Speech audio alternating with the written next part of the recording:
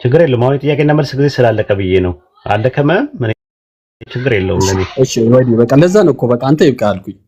እስሚዝ አንድ ጥያቄ ልጠይቀውና በቃ አንተ በቃ ነገ መጥቼ እንደረጋለን። ችግር የለውም። እንትን ሊስታውት አድርጋቸውና ጥያቄዎችን አምጣቸው። ማንኛውም ጥያቄ ስታመጣ እንደ ዳገት የሚያዳግት እንደ ቁልቁለት የሚያሽቆለቁል የሚባል ጥያቄ የለም። የጥያቄ ፉንጋ የለውም። እልቅጠላ አይልም የሚባል ጥያቄ የለውም። ጥያቄ እንደ ጥያቄነቱ ከመጣ መልስ መስጠት ግድ ይላል እና እንደዛ ነው ብለን ምናምነው።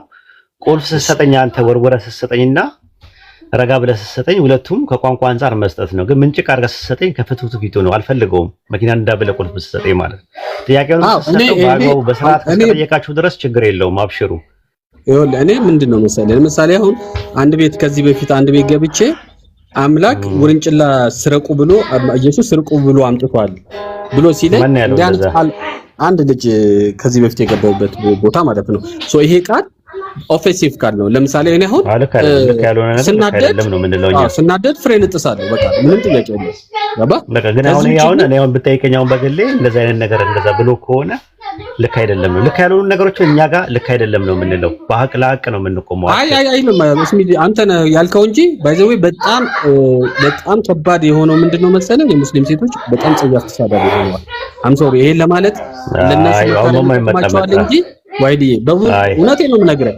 እኔ ባይዘዌ በእድሜ ማቹርድ ነኝና ስክሪንሾት አድርጌ አንተን አሳያለሁ። እህቶቼንማ ከተናገርክ እኔ በእነሱ ምንም ለነሱ በሐቃቸው በተደግፋቸው ነው የሚሻለው። በጣም አይ ሲሳደቡ ነው ያላየው። ምን በጣም የተሰተሩ ናቸው፣ ደርባቦች ናቸው። ከኛም ሞገደኛም አይደሉም። የኛ ወንዱ ችግር እሺ ተጠቁመናል። ወደፊት እንግዲህ እነዚህ ወንዶችም ሴቶችም ካሉ ያው ጀነራላይዝ አናደርግም። ላይ መኳኳሉ ምንም ጥቅም የለውም። ሁሉም ሰው ጋር ባለጌ ያለ ወአለይኩም ሰላም ጃቢር አውራውሽ። እሺ አንድ ጥያቄ ልጠይቅ። እንዴት ነህ? ቆይ ትጠይቃለህ። አንዳንድ ነገር እናስተካክልና ስንት ደቂቃ ቆየህ ከራንጎ ከቀደም ጀምሮ ይሄድ? የኔ አንድ ጥያቄ ነው የጠየቁትኝ። ያው ወሂድ ጊዜ ስለወሰደ ስንት ደቂቃ ቆየህ? አውቆ ከውስጣት ጋር ስንት ደቂቃ ቆያችሁ? እኔ አላስታውስም። ገሳቱ 30 በቃ እሺ። ከታች ኮመንቱ ላይ አምላክህ ሲሳደብ ክርስትና የሚያብጠለጥል ነገር አይተካል? ኮሜንት ራንደምሊ ነው ያየሁት። አዎ ግን በቃ ሰላም ነው ያለው። እኔም እያየሁ ነበር። እኛ እኔ አሁን እንደመመጻደቅ ምናምን ነገር እንትን ለማለት አይደለም። ግን ምን መሰለክማ እኔም ከዚህ በፊት አውቃለሁ። እኔ አሁን ለምሳሌ ትክክለኛ አሁን ለምሳሌ ተግባብተናል የሆነ ለምሳሌ እዚህ ጋር አሁን አንተ ሴት ነች አይደል ሲትራ የምትለው ልቀላል። አሁን እርሶ ሰውዬ እንዳናዋርዶት አሁን አንተ ተደወራ ሚት አታርጋት። እኔ ምንም እንደምትዋለው እኛ ሳይሆን መልመድ ስለሌለብን እኮ ነው። እኔ አሁን አንተ ነው ጥቅም የለውም ነው መኳኳሉ ጥቅም የለውም ነው። ለመኳኳል አይደለም እየነገርኩ እኮ ነው አሁን እንዴት መደረግ እንዳለበት። ለኔ መብታቸው ነው እኮ ለአንተ መብታቸው ነው። ለኛ ግን ደግሞ እኛ አይደለም ያንተን አምላክ የኛማ በቃ ስድብ ያለበት ቦታ አንፈልግም ነው እኛ። ምክንያቱም እዚህ ፖለቲካ ለንሰራ አይደለም የመጣ ነው። ገባህ አይደል? ዱርዬነት ምናምን እኮ እኮ አይደለም። ከተሳደበ ተሳርባለች የምትደረጋለች ነው። ገባህ? ኦኬ በጣም ይሳደባሉ። በጣም ጸያፍ ስድብ ይሳደባሉ። ሩቃቲ ጃዝሚን በራሱ አግሬሲቭሊ ነው የምትናገረው ነው። ቆይ አሁን እኮ አትሄድ እኮ አሁን ኮምፎርታብል አይደለም። ኧረ ተረጋጋ። እኔ ለሴቶቹ የምናገረው ስሜት ስለሆነ ብዬ በጣም በእውቀት የታጨቀች ልጅ በስነ ስርዓት የምትወያይ ሀሳቡ ላይ ብቻ ብታተኩር ጀግናችን ናት። አሁን እንደዛ ካልክ የምር ለመናገር ላዝንብ ነው። ስለዚህ ምንድነው ያለው መሰለህ ፐርሰናሊቲውና እኔ ከሴቶች ጋር ብዙ ጊዜ ስለማለግባባም ሊሆን ይችላል። ተናዳጅም ላይክ የምትጠይቅበትን መንገድ ትክክል ነው ብዬ ችግር የለውም። በቃ አንተ ከስሚዞና ከምትግባባ ሰው ጋር ታወራ። በቃ የማትግባባቸው ሰዎች ካሉ ጥርስና ምላስ እግርና እግር ይጋጫል። ግን ዋናው ነገር መስማማቱ ነው። ያጋጥማል፣ እንትን ላይ ዲያሎግ ላይ ብዙ ጊዜ ያጋጥማል። ምንም ችግር የለውም። ለወደፊቱ እንዳልኩ ከምትግባባቸው ሰዎች ጋር ምናልባትም ያንተ እውቀት ከነሱ እውቀት ጋር ላይመጣጠን ይችላል። አንተ የምትጠየቃቸው ጥያቄዎች ያንተ እውቀት ያንተ ኤክስፒሪየንስ ምናምን አንድ አይደለም ላይሆን ይችላል። ሰዎች የተለያየን። ስለዚህ ያ ነው ዋናው ነገር። ምንሳደብለትና ከሆነ ከማንም ሰው ጋር በክብር ነው የማወራው።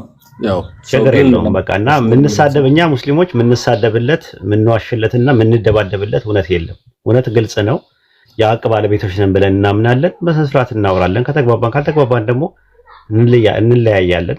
ጦሳቸውና ጥንቡሳሳቸውን ይዘው ይሄድ ብለን መለያየት ነውና ከዛ ነው። ማጠቃለያ ስራበት ከፈለክ የምትፈልገው ነገር ካለ 1-2 ደቂቃ ወሰድና ስለነበረ ቆይታ ማጠቃለያ ምንም ዋይዲ እኔ አንዳንድ ጊዜ ፓኬጅ በእንደዚህ ዲስከስ ማድረጉ አሪፍ ነው። ጥያቄዎቼ ላይክ አንዱን ስልህ ላይክ ለምሳሌ ስለ ታሪኮቹ ምናምን ስለምትናገር ላይክ ዲቴል ስለምታረጋቸው ሰፊ ጊዜ ወስዷል። እኔም ደግሞ ኢንተራፕት ማድረግ ስላልፈለግኩኝ ዝም ብዬ ነው የሰማሁት።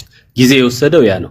ሶ በጣም ቀላል ጥያቄዎች ናቸው፣ ግን አንተ እንዳቅ የፈለከው ነገር እንዳለ ስለተሰማኝ ነው። በቃ ሌላ ቀን ስትመጣ ምክንያቱም ስፖንታኒስ ኦቨርናይት ኖሌጅ ጌን አይደረግም። ግራጁዋሊ ነው ነገሮች የሚመጡት ማለት ነው። አንተ ጊዜ ሲኖርህ ሌላ ቀን እንትኖችን ታይሞችን ሴታፕ አድርገን እንትኖቹን ጥያቄዎችን ሊስት አውት አድርጋቸውና ማምጣት ትችላለህ። አመሰግናለሁ። እኔ ጨርሻለሁ።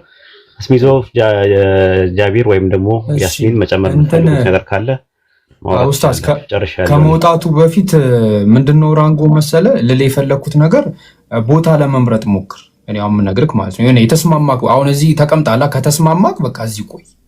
የሆነ ቤትር ካልተስማማክ ከነሱ ጋር ግብ ውስጥ አትግባ። በቃ ተዋቸውና አንተ የሚስማማህን ቦታ ምረጥ።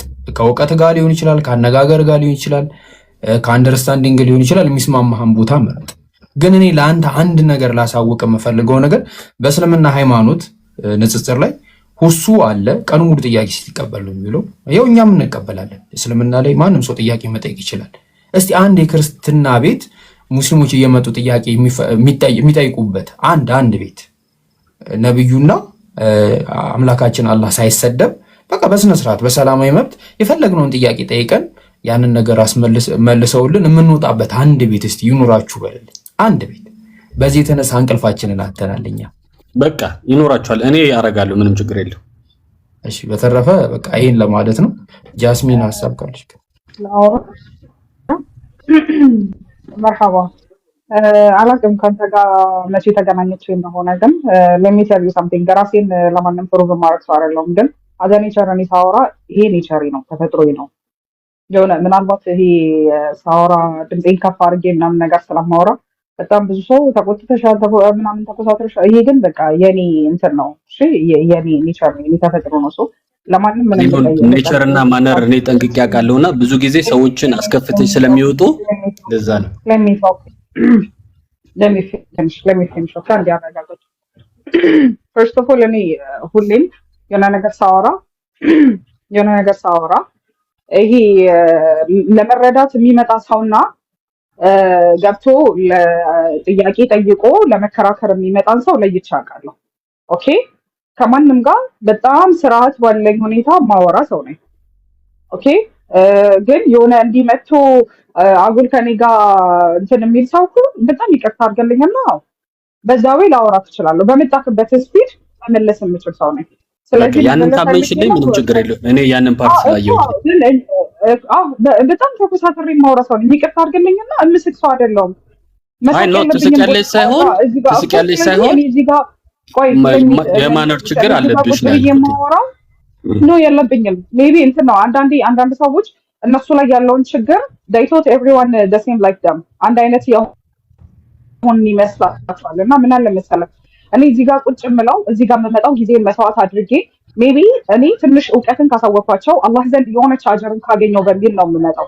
ኦኬ አንተ እዚህ ጋር መተህ ከኔ ጋር ስትነጋገር ወደ እኔ መንገድ እጠራሃለሁ፣ ምናልባት በአንተ ሰበብ አላህ ጀነትን ይፈቀኛል የሚል እንትን ይዤ እንጂ የምመጣው ከወንዶች ጋር ቁጭ ብዬ እየሳኩኝና እየተቀላለድኩ ላወራ አይደለም። ያ ቦታ አለው ገብቶ ካላ እኔ ከክርስቲያን ሰዎች ጋር ሆነ ከሆነ ሰው ጋር ሳወራ በዚህ ቶን ነው የማወራው። ተቀይሬ የሆነ ተለሳልሼ ተልቅለትልሼ ምናምን ነገር ተለሳልሽ ማላልኩኝ የማነር ጉዳይ ነው። አንቺ ሪስፖንድ በሰው ነው ሪስፖንድ ዲፔንድስ ኦን እንደ ሰው አፕሮች ማድረገው ካልሆነ ብልግናን በብልግና ነው የምመልሰው እያልሽ ነው። ሶ እኔ ሪስፔክት እኔ ሴቶችን ነው አንደርስታንድህን አንተ የሆነ እኔን በምትሰማኝ ጊዜ አንደርስታንድህን ቀይረው። እሺ እኔ ሳወራ ነገርኩህ እኮ ማውራት ካለብኝ በዚህ ቶን ነው ላወራክ የምችለው። ከዛ ውጭ ተለሳልሼ ምናምን እኔ ተለሳልሼ ሳይሆን የማነር ችግር አለብሽ አልኩኝ አስተካክላለሁ ነው የሚባለው እኮ ምንም ኮጃዝ እሺ በቃ ጀጅ ስላደረኩት ሶሪ። እኔ ያስሚንን አውቃታለሁ፣ ስትወያይም አዳምጫለሁ። በእነዚህ አይነት መልኩ ኖቲስ የምናረጋት እንትን አይደለም። ያው አንዳንድ ሰው ምንድነው እራገጣለሁ ካለ ባለጌና ዋልጌ ከሆነ እርግጫና ውርጋት ከሆነ እናቀሙ አርፈ ተቀመጥ ምናምን ብላ የሆነ ነገር ልትለው ትችላለች። ማለት ሁሉም ሰው እንትን አይደለም፣ አንድ አይነት አይደለም። ሰዎች የተለያየንን በስነ ስርዓት የሚጠይቁ ሰዎች አሉ።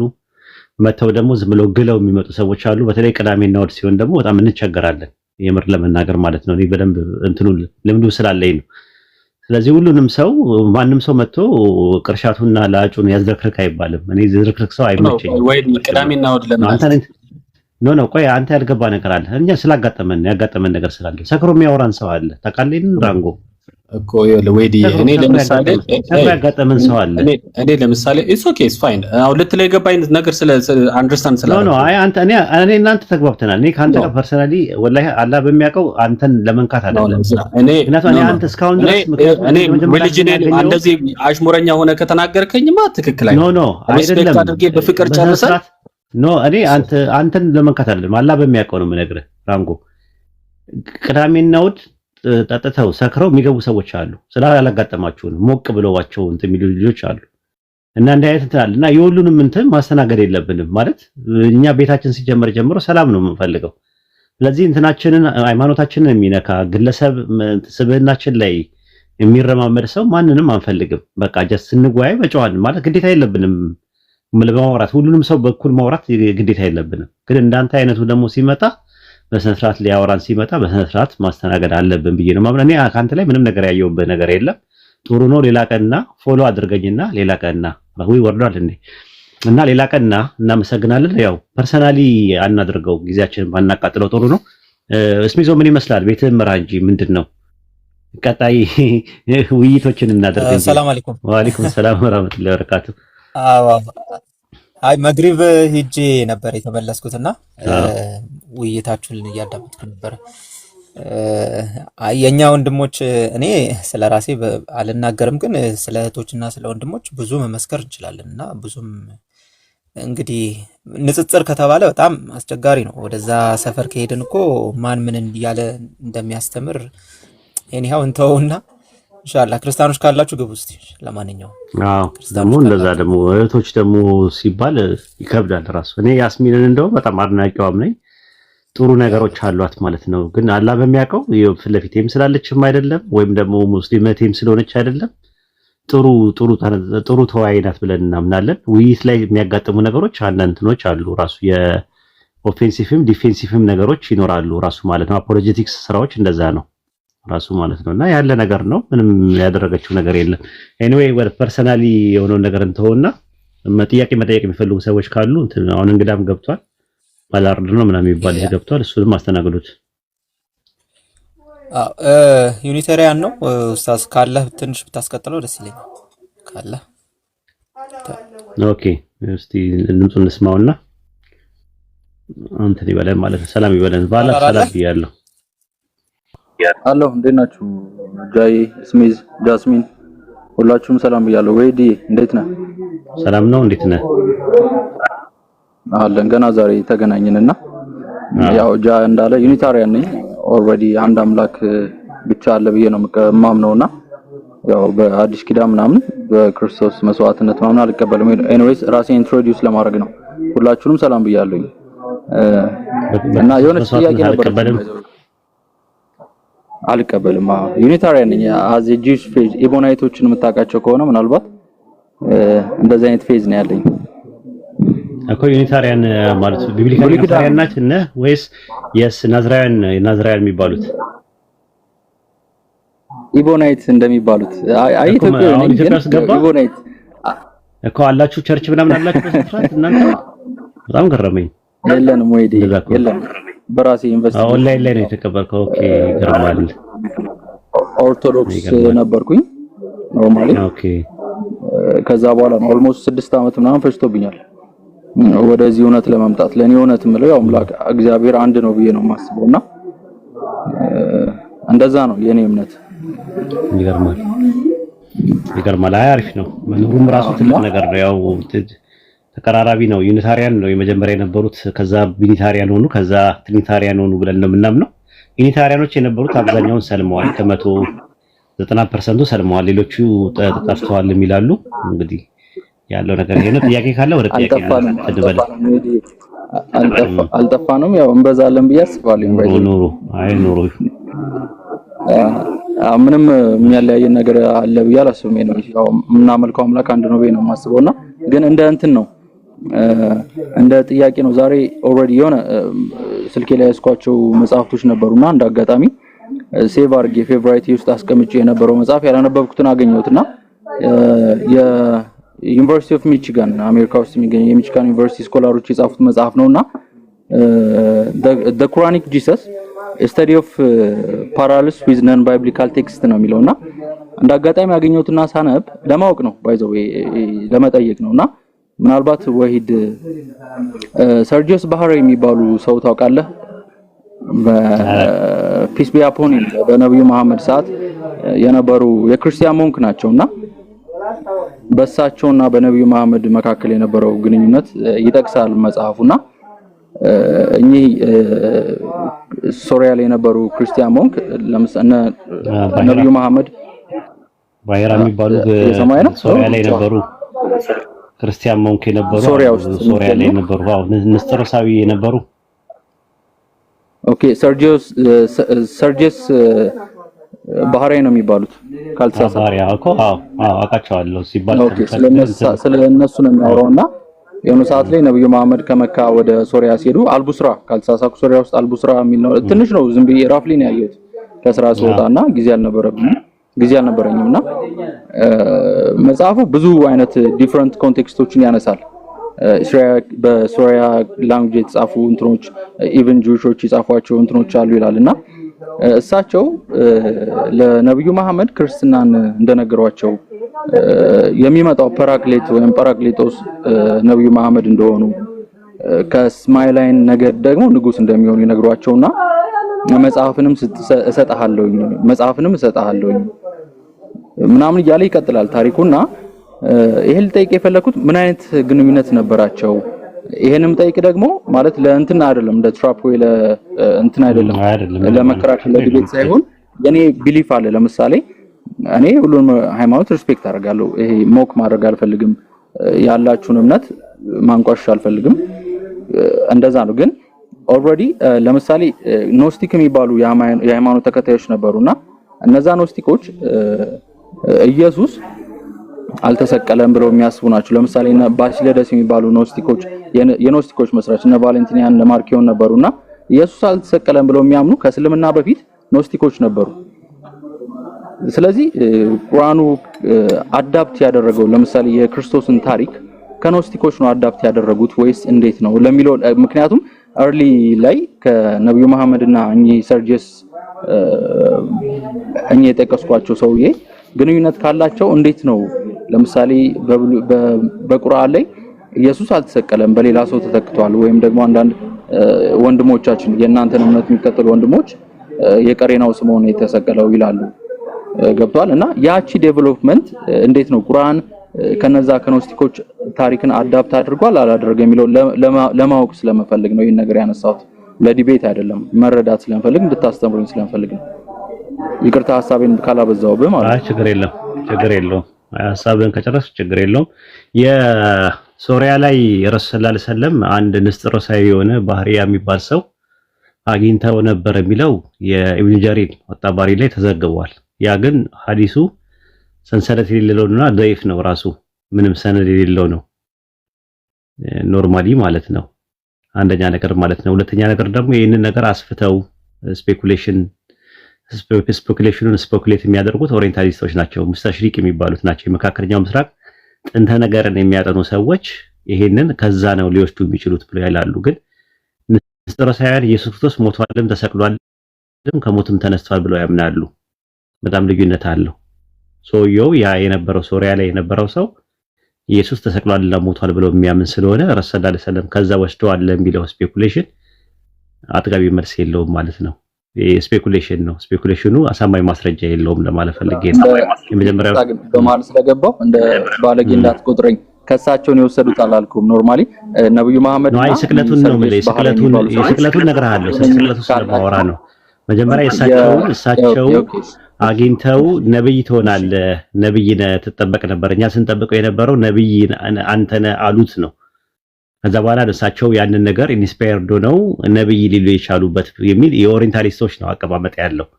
በተረፈ ኢብኑ ጀሪር አጣባሪ በሚባለው እንትኑ ላይ እንትኑ ሰነዱ ሲመጣ ከላይ የመጣው ነገር ደይፍም ሊኖር ይችላል፣ ሶሂህም ሊኖር ይችላል፣ መውዱም ሊኖር ይችላል። ነገር ግን እናንተ አጣሩት ብሎ ነው እሳቸው ያሉት ራሱ ሲመጣ ማለት ነው። እንተ ሰነዶች ሲመጡ እንዳልኩ ሰነድ የሚባል ነገር ሲመጣ የተለያየ ነገር አለው። እንትና ምንድነው ሰንሰለቱን የጠበቀ ነው ያልጠበቀ ነው ጥናት አለው እና ይሄ ሰንሰለቱን የጠበቀ ነገር አይደለም ከመነሻው ነው። አንድ ያዝልኝ። ሁለተኛ ነገር ደግሞ እሳቸው የተናገሩት ስለ ምንድነው መጽሐፍ ሰጣለው ምናምንም አላሉም። እሳቸው ያሉት የሚጠበቅ ነብይ አለ ከአረብ የሚመጣ ነብይ የሚጠበቅ አለ እሱ አንተ ነህ ብለው አሉት። ከዛ እሳቸው በሱ ኢንስፓየርድ ሆነው ነብይ ነኝ ብለው ክሌም አደረጉ የሚል ነው አርጊመንት ያለው ከኦሪየንታሊስቶች የሚመጣው ማለት ነው። ኦሪየንታሊስቶች ካሉት በላይ እነዚህ አሁን አሜሪካን ሀገር የሚጽፉትም ሚሽነሪዎች የሚናገሩትም ማንም ያለ የለም። ወደ 2700 መጽሐፍ የጻፉት ኦሪየንታሊስቶች ናቸው በእስልምና ዙሪያ ላይ እንትን ለማጥፋት ከ15ኛው ክፍለ ዘመን ጀምሮ የተጀመረ ማለት ነውና ዋናው ነገር ምንድነው የተነሳበት ፖይንት ይሄ እንትኑ ታሪኩ ሰነዱ ራሱ ضعيف ነው ራሱ ከመነሻው ነው ማለት ነው የምንቀበለው አይደለም። አንደኛ ነገር ግን ሰነዱ ምንድነው ሰነዱ ضعيفም ቢሆንም ተመዝግቦ ቁጭ ያለ ነገር አለ። አዎ እንደዚህ አይነት እንትኖች አሉ። ከዛ አንፃር ብታየው የመጀመሪያው እሱ ነው። ከፈለክ ወደ ስቅለቱ አካባቢ ላይ ደግሞ ድጋሚ መምጣት እንችላለን ማለት ነው። የመጀመሪያው ሴንስ ካረገ አረገ ነው፣ ካላረገ አላረገኝም በለኝና ወደ ቀጣዩ መሄድ እንችላለን ማለት ነው። ኦኬ እሺ ወይዴ ማለት እንደ ታሪክ ትቀበለዋለህ ወይስ አትቀበለውም? ምን ማለት መጽሐፉ ወይም በሳቸው ላይ ባይዘው ታሪክ ብቻ ስል ሳይሆን አረባዊ የሆነ ወይም ስማቸው ጠፋብኝ ወይስ በአረብኛም የተጻፈ ቨርዥን አለው ብዬ አስባለሁና እኮ አለው እኮ ግን የተጻፈ ነገር ሁሉ ትክክል ነው እኮ ማለት አይደለም። በታሪክ ውስጥ የሚቀመጡ ነገሮች ልክ ነው እያልኩ እኮ አይደለም። እኔ የምቀበለዋለሁ እያልኩ አይደለም ወይድዬ፣ እኔ ስለምቀበለው አይደለም ባይዘው ያገኘሁት ነገር ነው ሼር እያደረኩና እንድታስረዳኝ ስለምፈልግ ነውና ዲፌንድ እያደረኩ አይደለም። መረዳትን ተቀብያለሁኝ። ግን ያ ነገር ወይ እንዳልከኝ አከራካሪ ነው ወይስ ሙሉ በሙሉ ታሪኩ አልቀበለውም ነው ያልከኛለው? ነው አንቀበለውም እንጂ ضعيف ነው ከተባለ እኮ ተቀባይነት የለውም። ضعيف ነው ከተባለ ዊክ ነው እኮ ነው ዊክ ናሬሽን ነው የሚባለው በእኛ። ዊክ ናሬሽን ከሆነ ደግሞ ተቀባይነት የለውም ማለት ነውና ከዛ አንፃር ማየት ትችላለህ። እንደዛ ነው እንትን የምንለው። ግልጽ ነው። አመሰግናለሁ። ወደዛኛው ከቻልክ ያኛውን ደግሞ ትነግረኝ ስለ ኖስቲኮች። ወደ ሁለተኛው ስንሄድ መጀመሪያውኑ የነበሩት አራቱን ወንጌሎች የመረጣቸው ማን ነው? ባልባ እስቲ ባክ ኤንድ ፎርስ ዲያሎግ እናደርግና አራቱን ወንጌሎች የመረጣቸው ማን ነው? እና ሌሎች ወንጌሎች መቼ ነው የተጻፉት? ስንት ወንጌሎች ነበሩ? የምታውቀው ነገር አለ ከታሪክ አንፃር?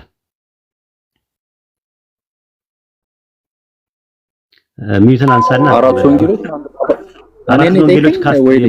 የመረጣቸው ማን ነው? አራቱን ወንጌሎች በታሪክ ላይ ኢራኒስ የሚባል አንድ ኢራኒስ ነው የመረጠው። ስንት ወንጌሎች ነበሩ? ስንት ወንጌሎች ነበሩ? በታሪክ ውስጥ የነበሩ ስንት ወንጌሎች ነበሩ? ብዙ ነበሩ። አልቀበላቸውም እያለ ሉቃስ በጻፈበት ሰዓት ላይ የነበሩ ወንጌሎች ስንት ናቸው? ሉቃስ ከመጻፉ በፊት የነበሩ ወንጌሎች ስንት ናቸው? ብዙ ወንጌሎች አሉ እኮ። እነሱ ወንጌሎች ለምንድን ነው ተቀባይነት ያላገኙት? ለምንድን ነው ሌሎች ወንጌሎች ተቀባይነት ያላገኙት? አኮርዲንግ ቱ early church father እንደሚባሉት የነሱን አስተምሮ የማይደግፉ ስለሆኑ፣ ለምሳሌ the gospel of የፊልጶስ ወንጌል ላይ ይመስለኛል ወይ ቶማስ ወንጌል ላይ አይደል ነው የፊልጶስ ወንጌል ይመስለኛል። ለምሳሌ ኢየሱስ መግደላዊ ማርያምን አፏን ይስማት ነበር ይላል። ስለዚህ early church fathers ሊቀበሉት አይችሉም። አይ ከሉቃስ በፊት የነበረው ብዙዎች በየተራ ታሪክን ሲያዘጋጁ ሲባል ከሉቃስ በፊት የነበሩ ወንጌሎች ሲዘጋጁ የነበሩ ወንጌሎች በአጠቃላይ ከዛ ውስጥ አንደኛው የፊልጶስ ወንጌል ነበረ።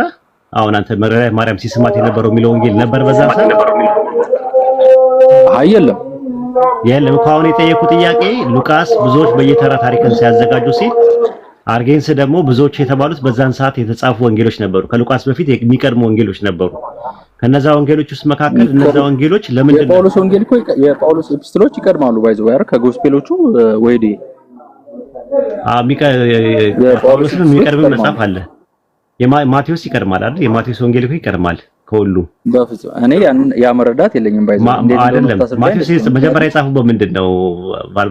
ባላር ሄብሩ ነው ይባላል። በዕብራውያን ነው። በዕብራይስጥ የተጻፈው መቼ ነው? ዓመተ ምህረቱ ንገረኝ እስቲ። ዓመተ ምህረቱ መቼ ነው? ዓመተ ምህረቱን ይሄን ያክል ስፔሲፊክ ማድረግ 50 ነው አይደል? ከ45 እስከ 50 ነው መጀመሪያ የተጻፈው። መጀመሪያ በማቴዎስ የተጻፈው ስም የማቴዎስ ወንጌል በዕብራይስጥ የተጻፈው መጽሐፍ ሲጠፋ ነው አይደለ? የሚባለውም እኮ ማቴዎስ ወንጌል ሳይሆን according to the gospel of Hebrew ነው የሚለው አይደለ? ማቴዎስ አይልም according to the gospel of Hebrew ይላል። ማቴዎስ የጻፈው ይላል። ማቴዎስ የጻፈው ይላል። የዕብራውያኑ እንደዛ ይላል። አዎ ኦኬ እሺ። ማስረጃዎችን ሰጣለሁ ከቸርች ባዘርሳ ኖ እኔ ዲቤት አይደለም ወይ እንድታውቅልኝ የምፈልገው ነገር ለዲቤት አይደለም ለመማር ነው። ኖ አይደለም። እኔ በእንደዛ መንፈስ አይደለም እያወራ ያለሁት። በእንደዛ መንፈስ አይደለም ማወራ። ያው ያለውን ነገር መረጃ አዳማጭነታችንም ስላለ መረጃዎችን መስጠት ካለብን መስጠት አለብን ከሚለው አንፃር ነው። ዝም ብሎ የጨበጣ እንዳይሆን ከኪስ እያወራን እንዳይመስል። ለማንኛውም ማቴዎስ ከ45 እስከ 50 በሚቀመጥ ጊዜ ውስጥ የጻፈው የዕብራይስጥ ለዕብራውያን ሰዎች የጻፈው በዕብራይስጥ ጻፈው ነበረ። በኋላ ላይ ግን በማርቆስን ወንጌል 3 አድርጎ በ80 አካባቢ ላይ በዳቦ ስም በማቴዎስ ስሙ የማይታወቅ ሰው አዘጋጅቷል ራሱ ማለት ነው። ኢየሱስ ለደቀ መዛሙርቱ ሂዱና አሕዛብ ሁሉ በስሜ ደቀ መዛሙርት አድርጓቸው የሚል ነበር አይደል? መጀመሪያ በማቴዎስ ላይ ነበረው በዕብራይስጥ ላይ ነበረው ባላር ያ ሚዩት ስላደረኩኝ ነው። ልክ ነህ። ሂዱና አሕዛብ ሁሉ በስሜ ደቀ መዛሙርታቸው አድርጓቸው ነው የሚለው አይደለ? ግሪክ ወይኔ ላይ ምን ብለው ቀየረው? በአብ በወልድ በመንፈስ ቅዱስ ልክ እንደዛ ማለት ነው። አሁን እንደዛ ብለህ ልክ አሁን ሉቃስ ሲጽፍ ለቴዎፍሎስ ለሚባል ጓደኛው ሲጽፍለት ብዙዎች በየተራ ታሪክን ሲያዘጋጁ ነበር ብሎ ሲናገር ብዙዎች ካዘጋጁት መካከል ብሎ አርጌን ሲያስቀመጠው የጴጥሮስ ወንጌልን የቶማስ ወንጌልንና የማቲያስ ወንጌልን ነው አይደለ? አይደለ? የጴጥሮስ ወንጌል የጴጥሮስ ወንጌል የማቲያስ ወንጌልና የቶማስ ወንጌል እነዚህ ወንጌሎች ለምንድን ነው ካኖናይዝ ሊሆኑ የቻሉት? ያልተካተቱት ለምንድን ነው? ኢራኔስ ያላካተታቸው ለምንድን ነው? ለምሳሌ ለመሰለ ቅድም እንደነገርኩ ለምሳሌ the gospel of ፒተር የጴጥሮስ ወንጌል የሚያቆመው የት ነው? ሪዘሬክሽኑን አይጠቅስም። በቃ መቃብሩ ባዶ ነው። ከዛ በኋላ በጴጥሮስና ሁለቱ ደቀ መዛሙርቶች ወደ ገሊላ ባህር ሄዱ ይላል። ወንደርፉል ስለስቅለት አዎ ኦኬ ጥሩ ሪዘሬክሽን የለም ሰሙ ነው። አይ የመጀመሪያ የነበረው አሁን አንተ እንደዚህ ግብጽ ውስጥ የተገኘው ምናምን ነው የምትለው፣ ግን ዋናው ነገር እነዚህ ወንጌሎች ስለ ስቅለት አያወሩም። ራሱ አንደኛው እንደውም የማቲያስ የሚባል አለ ታውቃለህ? ማቴዎስ ሳይሆን ማቲያስ የማቲያስ ወንጌል የሚባለው ላይ ኢየሱስን ሊሰቅሉት መጥተው ኢየሱስ አድርጎ ሰማይ ላይ ሆኖ ይስቅባቸው ነበረ። ታውቃለህ? ሲስቅባቸው ነበር እና ስምዖን የሚባለው የቀርናዊ ስምዖንን ነው የሰቀሉት እሱ መስሏቸው ይላል። ገብቷል? እንደዚህ አይነት ነገሮች ምክንያት ኢየሱስ አልተሰቀለም የሚል ኮንሴፕት ስለነበረው ከዛ አንፃር ነው ወንጌላቱን ካኖናይዝድ ላይ ደረገ የተሻለው ማለት ነው። እና ለመጀመሪያ ጊዜ በጉባኤ ደረጃ ደግሞ 4 ወንጌሎች የጸደቁት በየትኛው ጉባኤ ነው? አሁን በግለሰብ ደረጃ ነው ኢራኔስ የምትለው። በጉባኤ ደረጃ መቼ ነው ጉባኤ ላይ ያጸደቁት? 4 ወንጌሎች የጸደቁት መቼ ነው በጉባኤ ደረጃ? በ363 ኦሬዲ ግን ለደቂያ ጉባኤ ነው ስማቸውን የሰጣቸው ኢራኔስ እንደሆነ ቀኖና መቼ ነው መቀነን የተጀመረው?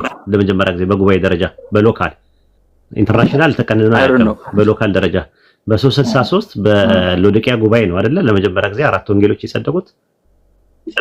ኦኬ 363 ላይ የሎዲቂያ ጉባኤ ብለህ ብትል ለመጀመሪያ ጊዜ የተካሄደው እሱ ነው። ከዛ ሁለተኛው ጉባኤ ደግሞ የሮም ጉባኤ የሚባለው በ382 እንትን ያለው አለ። ከዛ በ393 የሂፖ አለ። ከዛ በ397 ደግሞ የካርቴጅ ጉባኤ አለ። 4 ናቸው የተካሄዱት። በሎካል ደረጃ ነው፣ ግን ቀኖና የተቀነኑት 4 ጉባኤዎች አሉ።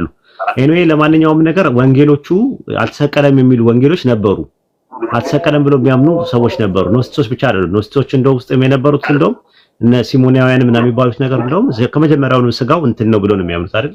ከማርያም አይደለም ብለው ነው የሚያምኑት አይደለ? ፋንተም ነው ብለው ነው ቦዲው የሚያምኑት። ያልተሰቀለበትና ያልሞተበት ምክንያት ከማርያም ምንም የወሰደው ነገር የለም ብለው ነው የሚያምኑት። እንዳው እንደ ሐዋርያ ቤተክርስቲያን ማለት ነው። ሐዋርያ ቤተክርስቲያን ልዩነቱ ተሰቅለዋል ብለው ያምናሉ። ስጋውም ከማርያም ነው ብለው ያምኑ። ቃል ስጋ ነው የሆነው ብለው ነው የሚያምኑት። ልክ እንደዛው ስጋው ፋንተም ነው ብለው ነው የሚያምኑት። ኢሉዥን ነው ብለው ነው የሚያምኑት እንጂ ቃል በቃል የኛን አይነት ስጋ ስላልያዘ ነው ያልተሰቀለው ነው ትምህርት ያላቸው ኖሲሶች። እና ልዩነት አለው። ከዛ ሊወሰድ አይችልም። ኦኬ እሺ ይሄ ነው ያለው። ጥሩ መልካም። ግን ስለዚህ የቀደመው ወንጌል ማን ነበር ያልከኝ አንተ? አሁን ለምሳሌ ከአራቱ ወንጌሎች እኔ ለምሳሌ የማውቀው እንዳልከው በዕብራውያን የተጻፈው ማቴዎስ ነው ብለኛል። ግን እኔ እንደ እንትኖች ናቸው ከማጥናት አንፃር መጽሐፍ ማርቆስ ነው። ኢየሱስ አንድ ወንጌል ነው የተቀበለው አይደል? ኢየሱስ የተቀበለው ወንጌል አለ አይደለ? ኢየሱስ የተቀበለው ወንጌል አለ አይደል? ከአምላኩ የተቀበለው ወንጌል አለ። እሱ ከተቀበለው በኋላ ሐዋርያቶቹ ተቀበሉት አይደል? ያንን ወንጌል በቃል በኦራል ፎርም ደረጃ በኦራል ፎርም የተቀበሉትን ለደቀ መዛሙርቶቻቸው ሲነግሯቸው ደቀ መዛሙርቶቻቸው በምን ቋንቋ ነው ያዘጋጁት?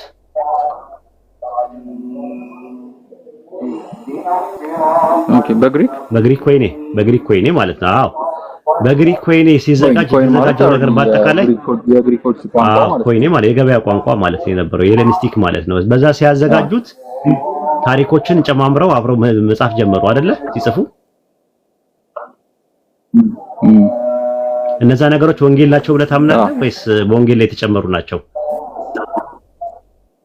እኔ ሲጀመር ከመጀመሪያውም እምነት የለኝም እኮ አላምናቸውም እኮ ሂስቶሪካሊ እናውራ በማለት አንፃር ነው እንጂ ይቀበላቸው አይደለም። እሺ ስለዚህ ቁርአን እውቅና የሚሰጠው እኮ ታዲያ እኮ መጀመሪያ የነበረውን ለኢሳ የተሰጠውን ነው እውቅና የሚሰጠው እንጂ የማቴዎስ፣ የማርቆስ፣ የሉቃስ፣ የጴጥሮስ ብሎ እውቅና አልሰጠም። እሺ ሲጀመር ጎስፔሉን እቀበላለሁ እያልኩ አይደለም። ምክንያቱም ጎስፔሉን ካልተቀበልኩኝ ለኔ ለምሳሌ ክርስቶስ አልተሰቀለም ተረታኝ ከሆነ ነው ክርስቶስ አልተሰቀለም ብለህ ታምናለህ ማለት አለመቀበል የሚያስቅ ነገር አይደለም ብዬ ነው። ኢየሱስ አልተሰቀለም ብለህ ነው የምታምነው? እኔ የጠየቅኩህ ኢየሱስ አልተሰቀለም ነው አልተሰቀለም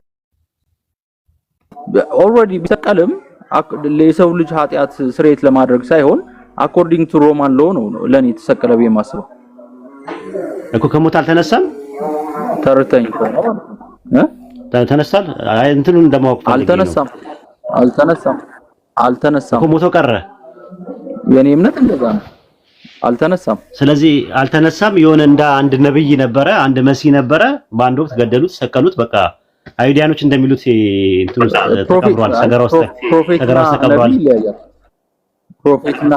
ፕሮፌትና ነብይ ይለያያል። ባይዘው እሺ ነብይ ምንድነው? ፕሮፌት ምንድነው? ኖ አይ ሚን ፕሮፌትና መሲህ ይለያያል ነው። መሲህ ይለያያል። እሺ ፕሮፌት ነብይ ነው። መሲህ ማለት ሜሲያኒክ አኖይትድ የተቀባ ነው። በእርግጥ አኮርዲንግ ቱ ዘ ኦልድ ቴስታመንት ፕሮፌቶችም ነቢያቶችም ነገስታቶችም ይቀባሉ። ግን ኢየሱስ መሲህ አይደለም ለኔ ማለት ነው።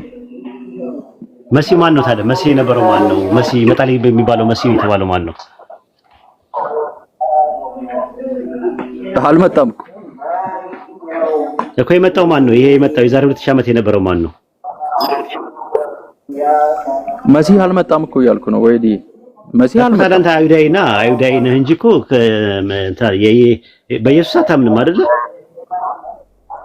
አላምንም እኮ አይሁዳዊ ነህ። ኢቦናይቶችም እኮ መሲህ ነው አይደለም የሚሉ ኢቦናይቶች ማስረጃ ሰጣለሁ ከታሪክ መሲህ ነው ይላሉ። ነው ይላሉ። ጥንት የነበሩት ይላሉ። አዎ ፕሮፌት ናቸው። ሜቢ ሁለት ሴክቶች ሊኖሩ ይችላሉ። አይ ይላሉ እንዳለ አንደኞቹ ቨርጅን በርዝን አይቀበሉም። ኢቦናውያን መሰረታቸው ማን ነው? ኤቦን ነው አይደለ? ኤቦኒዮን ናቸው አይደል? ኤቦን የሚባል ሰዎች ሲጽፉ የኢቦናይቶች ሃይማኖት የተጀመረው ኢቦን በሚባል ሰው ነው ይላሉ። ነገር ግን ኢቦኒ ማለት በዕብራይስጥ ቋንቋ ምንድን ማለት ነው? ወይዲ ደሃ ማለት ሰውየው ደሃ የሚባል ሰው ነው እንዴ ክሬት ያደረገው ኢቦናይቶች? ኖ ደሃዎች የተባሉት ገላትያ 2 ላይ አሉ እኮ ደሃዎች ናቸው። ድሆችን እንድናስብ አንተን አሉን ለሚለው ኢቦናይቶችን እንድናስብ ነው። ኢቦናይቶችን እንድናስብ 12 ሐዋርያት አዘዙን አለ። 12 ሐዋርያቶች ሲከተሉ የነበሩት ኢቦናውያን ናቸው። አዎ ስለዚህ አሁን ኢቦናውያኖች መሲ ነው ብለው ያምኑ ነበር በታሪክ ላይ። አይ ምንጩ ያለው ክርስቲያኖች ጋር ስለሆነ ነው እንጂ የክርስቲያኖች ምንጭ ስለማትቀበል ነው ብለው ነው የሚቀበሉት። ነብይ ነው ብለው ይቀበላሉ። ታዲያ ወደፊት የሚመጣው መሲ ማን ነው የምትጠብቀው አንተ ከኢየሱስ ውጪ? እንዴት ማለት የሚመጣ መሲ አለ ወደፊት? መሲ የምትጠብቀው መሲ ማለት አይሁዶች የሚጠብቁት መሲ አለ ወደፊት እንደዛው የሚጠብቁት አለ። አንተ የምትጠብቀው አለ አምናለሁ። ነገር ግን ኢሳይያስ 53 ላይ የተጠቀሰው the suffering servant ነው ቢያላምንም ያ the nation of Israel ነው የተሰጠው። ኢሳይያስ nation of Israel ነው። እኛም እንደዛ ነው የምንለው። አሪፍ እኮ ነው። አሪፍ ነው። ይሄ አይሁዶች እንትን አሪፍ ነው እኮ። አይሁዶች እኮ ከኛ ጋር ጫፍ ነው እኮ ያሉት እኮ እንዳልኩ ረሱል ሰለላሁ ዐለይሂ ወሰለም ነብይነት ቢቀበሉ የኢሳን መሲህነት ቢቀበሉና ነብይነት ቢቀበሉ ይሽካው ተነፋ። በጣም ቅርብ ናቸው ለኛ ማለት ነው፣ ከክርስቲያኖች ይልቅ ማለት ነው። ክርስትና ጋር ነብዩ ኢሳን እንደ መሲህ ነው እንደሚቀበለው ወይ ቁርአን እንደዛ አይደል እንደሚለው? ነብዩ ኢሳን እንደ መሲህ ነው የምትቀበለው ወይስ እንደ ፕሮፌት? ኢሳን እንደ መሲህ ሳይሆን መሲህ ነው ብለን ነው የምንቀበለው እኛ። መሲህ ነው ብለን ነው የምንቀበለው እኛ ሙስሊሞች። መሲህ እኮ ማለት አኖይትድ የተቀባ ወይ እኮ መሲህ ነው ብለን ነው የምንጠብቀው። መሲህ ለምሳሌ እኮ የፐርሺያው ንጉስ እኮ ቄሮስን ታውቀዋለህ? ሳይረስ ዘ ግሬት he was a messiah እኮ አይደለ? በእግዚአብሔር ሰው መሲህ ነው። አይ መሲህ የሚለው ቃል ይኸውልህ ማሺያህ የሚለው የዕብራይስጥ ቃል እና ደግሞ ክርስቶስ የሚለው የግሪክ ሰብስጀንት ቃል ለነቢያት፣ ለነገስታት፣ ለካህናት፣ ለሹመት ይውላል እናምናለን። እሱ ግን ኢየሱስም አይሁዶች ይጠብቁት የነበረው ይመጣል ብለው ከአብርሃም ከይስሐቅ ከያዕቆብ ቤተሰብ ውስጥ ይመጣል ተብሎ የሚጠበቀው መሲህ መሆኑን እኛ ሙስሊሞች እናምናለን። ኦኬ መሲህነት ለምሳሌ ኢየሱስ ይነግሳል። ለምሳሌ አንተ አሁን ንጉስ ነው ብለህ ነው የምታስበው ኢየሱስን? ንጉስ ማለት ምን ማለት ነው? መግዛት ነው ነው የሚጠብቁት አይሁድ ለምሳሌ የሚጠብቀው ንጉስ ነው። አህዛብ አይሁዶች የሚጠብቁት መሲህ እነሱ በጠበቁበት መንገድ ስላልመጣ ይሄኛውን አይቀበሉትም። ከሱ ጋር ካየው እኮ ምንም አይሄድም ራሱ። አሁን ለምሳሌ ከያዕቆብ ቤት ከእስራኤል በትር ይወጣል። አንተ አሁን አይሁዶች እንደጠበቁት እንዳልመጣ ነው አንተ የምታምነው? ልክ እንደ ኦርቶዶክሶች እንደ ጴንጤዎች ነው? አይ እኛ የምናምነው ምንድነው እንደዛ ነው አክሴፕት ያደርገው። ይኸውልህ አንድ ክርስትና ጋር በጣም ብዙ የተበላሸ ነገር አለ፣ አንተ የማታውቀው ነገር ማለት ነው። መጀመሪያ ይኸውልህ አሁን አይሁዶች ጋር ብዙ ጊዜ ሙግስ ስናደርግ ኢየሱስ ለምንድን ነው የማትቀበሉት መሲህ ያደርጋችሁ ስንላቸው ስላሴን አስተምረው ይለዋል እና ዘዳግም 13ን ይጠቅሳሉ። አንተም አባቶችን ሌላ ማለት የማታውቀውን አማልክት ካስተማረ ግደለው ይላል አንድ ነብይ ተነስቶ ይላል። ስለዚህ ኢየሱስ ሲመጣ እኛም አባቶቻችን ማናስተምረውን ስላሴን አስተምሯል ብሎ ይላሉ። ስላሴን አስተምሯል ኢየሱስ? ስላሴን አላስተማረም። ነገር ግን ተመልከት እናንተ የአባታችሁ የዲያብሎስ ልጆች ናችሁ ይላል። አይሁድ ደግሞ ይሄን አይቀበሉ። ለዛ ነው ስለ ኖስቲኮች ማውራት ነው። አሁን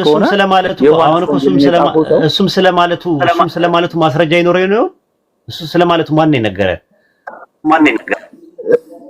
ኦኬ የዮሐንስ ወንጌል እኮ ማን ነገረ ነው እኮ ያልኩህ። እሱ የሚነገረን ማን ነው? እናንተ ከአባታችሁ ከዲያብሎስ ናችሁ ብሎ ዮሐንስ ወንጌል 8:44 ላይ የተናገረው ማን ነው? የነገረን ማን ነው? ኢየሱስ እንደተናገረ የነገረን ማን ነው? ለምሳሌ ዮሐንስ እኔ ለምሳሌ ዮሐንስ የምቀበለው ቆይ እያልኩህ እኮ አይደለም እኮ አልተግባባንም መሰለኝ። አዎ ለምሳሌ እኛው ምንድነው መሰለህ እነዚህ አራቱን ወንጌሎች አንቀበላቸው የምንልበት ምክንያት ያ ነው። ማንቀበልበት ምክንያት ማለት ነው ይሄ አሁን ማን እንደጻፋቸው ማን እንደተናገራቸው አይታወቁም ራሱ። ስለዚህ አሁን ኢየሱስ ይናገር አይናገር ብዙ የተበረበሩ ነገሮች አሉ። እንደዛ ነው ማምነው። ስለዚህ አይሁዳኖችን እናንተ ከአባታችሁ ከዲያብሎስ ናችሁ ብሎ ሰድቧቸዋል የሚለው ነገር እውነት ላይሆን ይችላል። ኦኬ አዎ ላይሆን ይችላል ነው የምልህ። እሱን ነው የምልህ። ብዙ የተጨረበሩ ነገሮች አሉ። ለምሳሌ ማርቆስ 16 ላይ፣ ዮሐንስ ወንጌል ምዕራፍ 8 ላይ ብዙ ኢየሱስ ሳይናገራቸው እንደተናገራቸው ተደርጎ የተጨመሩ ነገሮች አሉ። ስለዚህ ተናጋሪዎችም ጸሐፊዎቹም እነማን እንደሆነ አይታወቅም ራሱ ማለት ነው። ፈረስ ሴንቸሪ ላይ ያለ ፕራይመሪ ሪሶርስ ራሱ የለም። ስለዚህ ኢየሱስን ነብይ ነው ብለህ ትቀበላለህ? yes as a prophet እቀበላለሁ። ኖርማሊ ኢየሱስ መሲህ ነኝ ብሎ ክሌም አላደረገም ብለህ ታምናለህ ወይስ ክሌም አድርጓል ብለህ ነው የምታምነው? ማለት ኢየሱስ ራሱ መሲህ ነኝ ብሎ ነው አይደለም? ኢየሱስ ሲመጣ መሲህ ነኝ የሚለውን ነገር ክሌም አድርጓል ወይስ አላደረገም? እንደ መጽሐፉ ከሆነ አንተ እንዳልካቸው አራቱ ጎስፔሎች ጸሐፊያቸው የማይታወቁ ጎስፔሎች ከሆነ ራሱን ክሌም አድርጓል። ከመጽሐፍቱ ውጪ ግን ክሌም አላደረገም እኮ። አለማድረጉ ምንድን ነው የምናውቀው? አለማድረጉን ኢየሱስ ሲመጣ መሲ ነኝ የሚለውን ክሌም ሳያደርግ ነብይ ነኝ የሚለውን ክሌም አድርጓል ብለህ የምትልበት የትኛው መጽሐፍ ነው ከአራት ወንጌል ውጪ ላንተ? ኦኬ አረ ነው እስኪ ንገረኝ። ምናልባት እኮ እሱን እኮ የምልህ እኮ የሆነ ስታንዳርድ ያስፈልጋል። አሁን እኛ በእኛ በኢስላም አስተምሮት ኢየሱስ ነብይ ነኝ ብሎ ክሌም አድርጓል። መሲ ነው፣ መሲ እንደሆነ አላህ ነግሮናል ማለት ነው። መሲ እንደሆነ ነግሮናል። ሱረቱል አሊ ኢምራን ምዕራፍ 3 ቁጥር 45 ላይ ታገኘዋለህ። ብዙ ቦታ አለ። ሱረቱ ኒሳ ምዕራፍ 4 ቁጥር 171 ብዙ ጥቅሶችን መጥቀስ ይቻላል። ራሱ ወደ 11 ቦታዎች ላይ አላህ ኢሳ መሲ እንደነበረ ይነግረናል። ራሱ መሲ እንደሆነ አልመሲ እያለ ይናገራል። እንትን እንደሆነ ነብይ እንደሆነ ባሪያ እንደሆነ ምናምን ይነግረናል። አሁን እኛ ምንጭ አለ። አሁን አንተ አራቱን ወንጌል ማትቀበል ከሆነ ኢየሱስ መሲ አላለም ግን ነብይ ነኝ ያለው ነብይ ብቻ ነው ያለው የሚለውን ከየት አመጣኸው? ምንጩን ራሱ ከየት እናገኝ ይሆን አንተ የምትለው?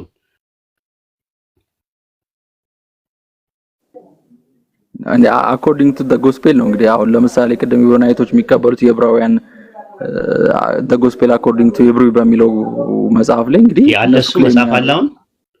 አሁን መጽሐፉ አለ፣ ፍራግመንቱ አለ፣ ፍራግመንቶቹ አሉ። ምን ላይ መጽሐፉ አሉ? እስቲ የዕብራውያን ፍራግመንቶቹ ምን ላይ ነው? ኒው ቴስታመንት ላይ አታገኙም። ኒው ቴስታመንት ላይ አላልኩም። አርኪኦሎጂካል ማስረጃ እስቲ ስጠኝ። ወይ ፊዚዮሎጂካል ማስረጃዎች አሉ? ፍራግመንት ምን ዛሬ እንደ ፔንቴና እንደ ኦርቶዶክስ አድርገህ እየሞገትከኝ ነው። የነሱ ነገር እኔ ለማወቅ ነው። አዲስ ነገር ስለሆነ ለማወቅ ነው። እንዴ አዲስ ነገር ሲሆን እኮ ማወቅ ነው።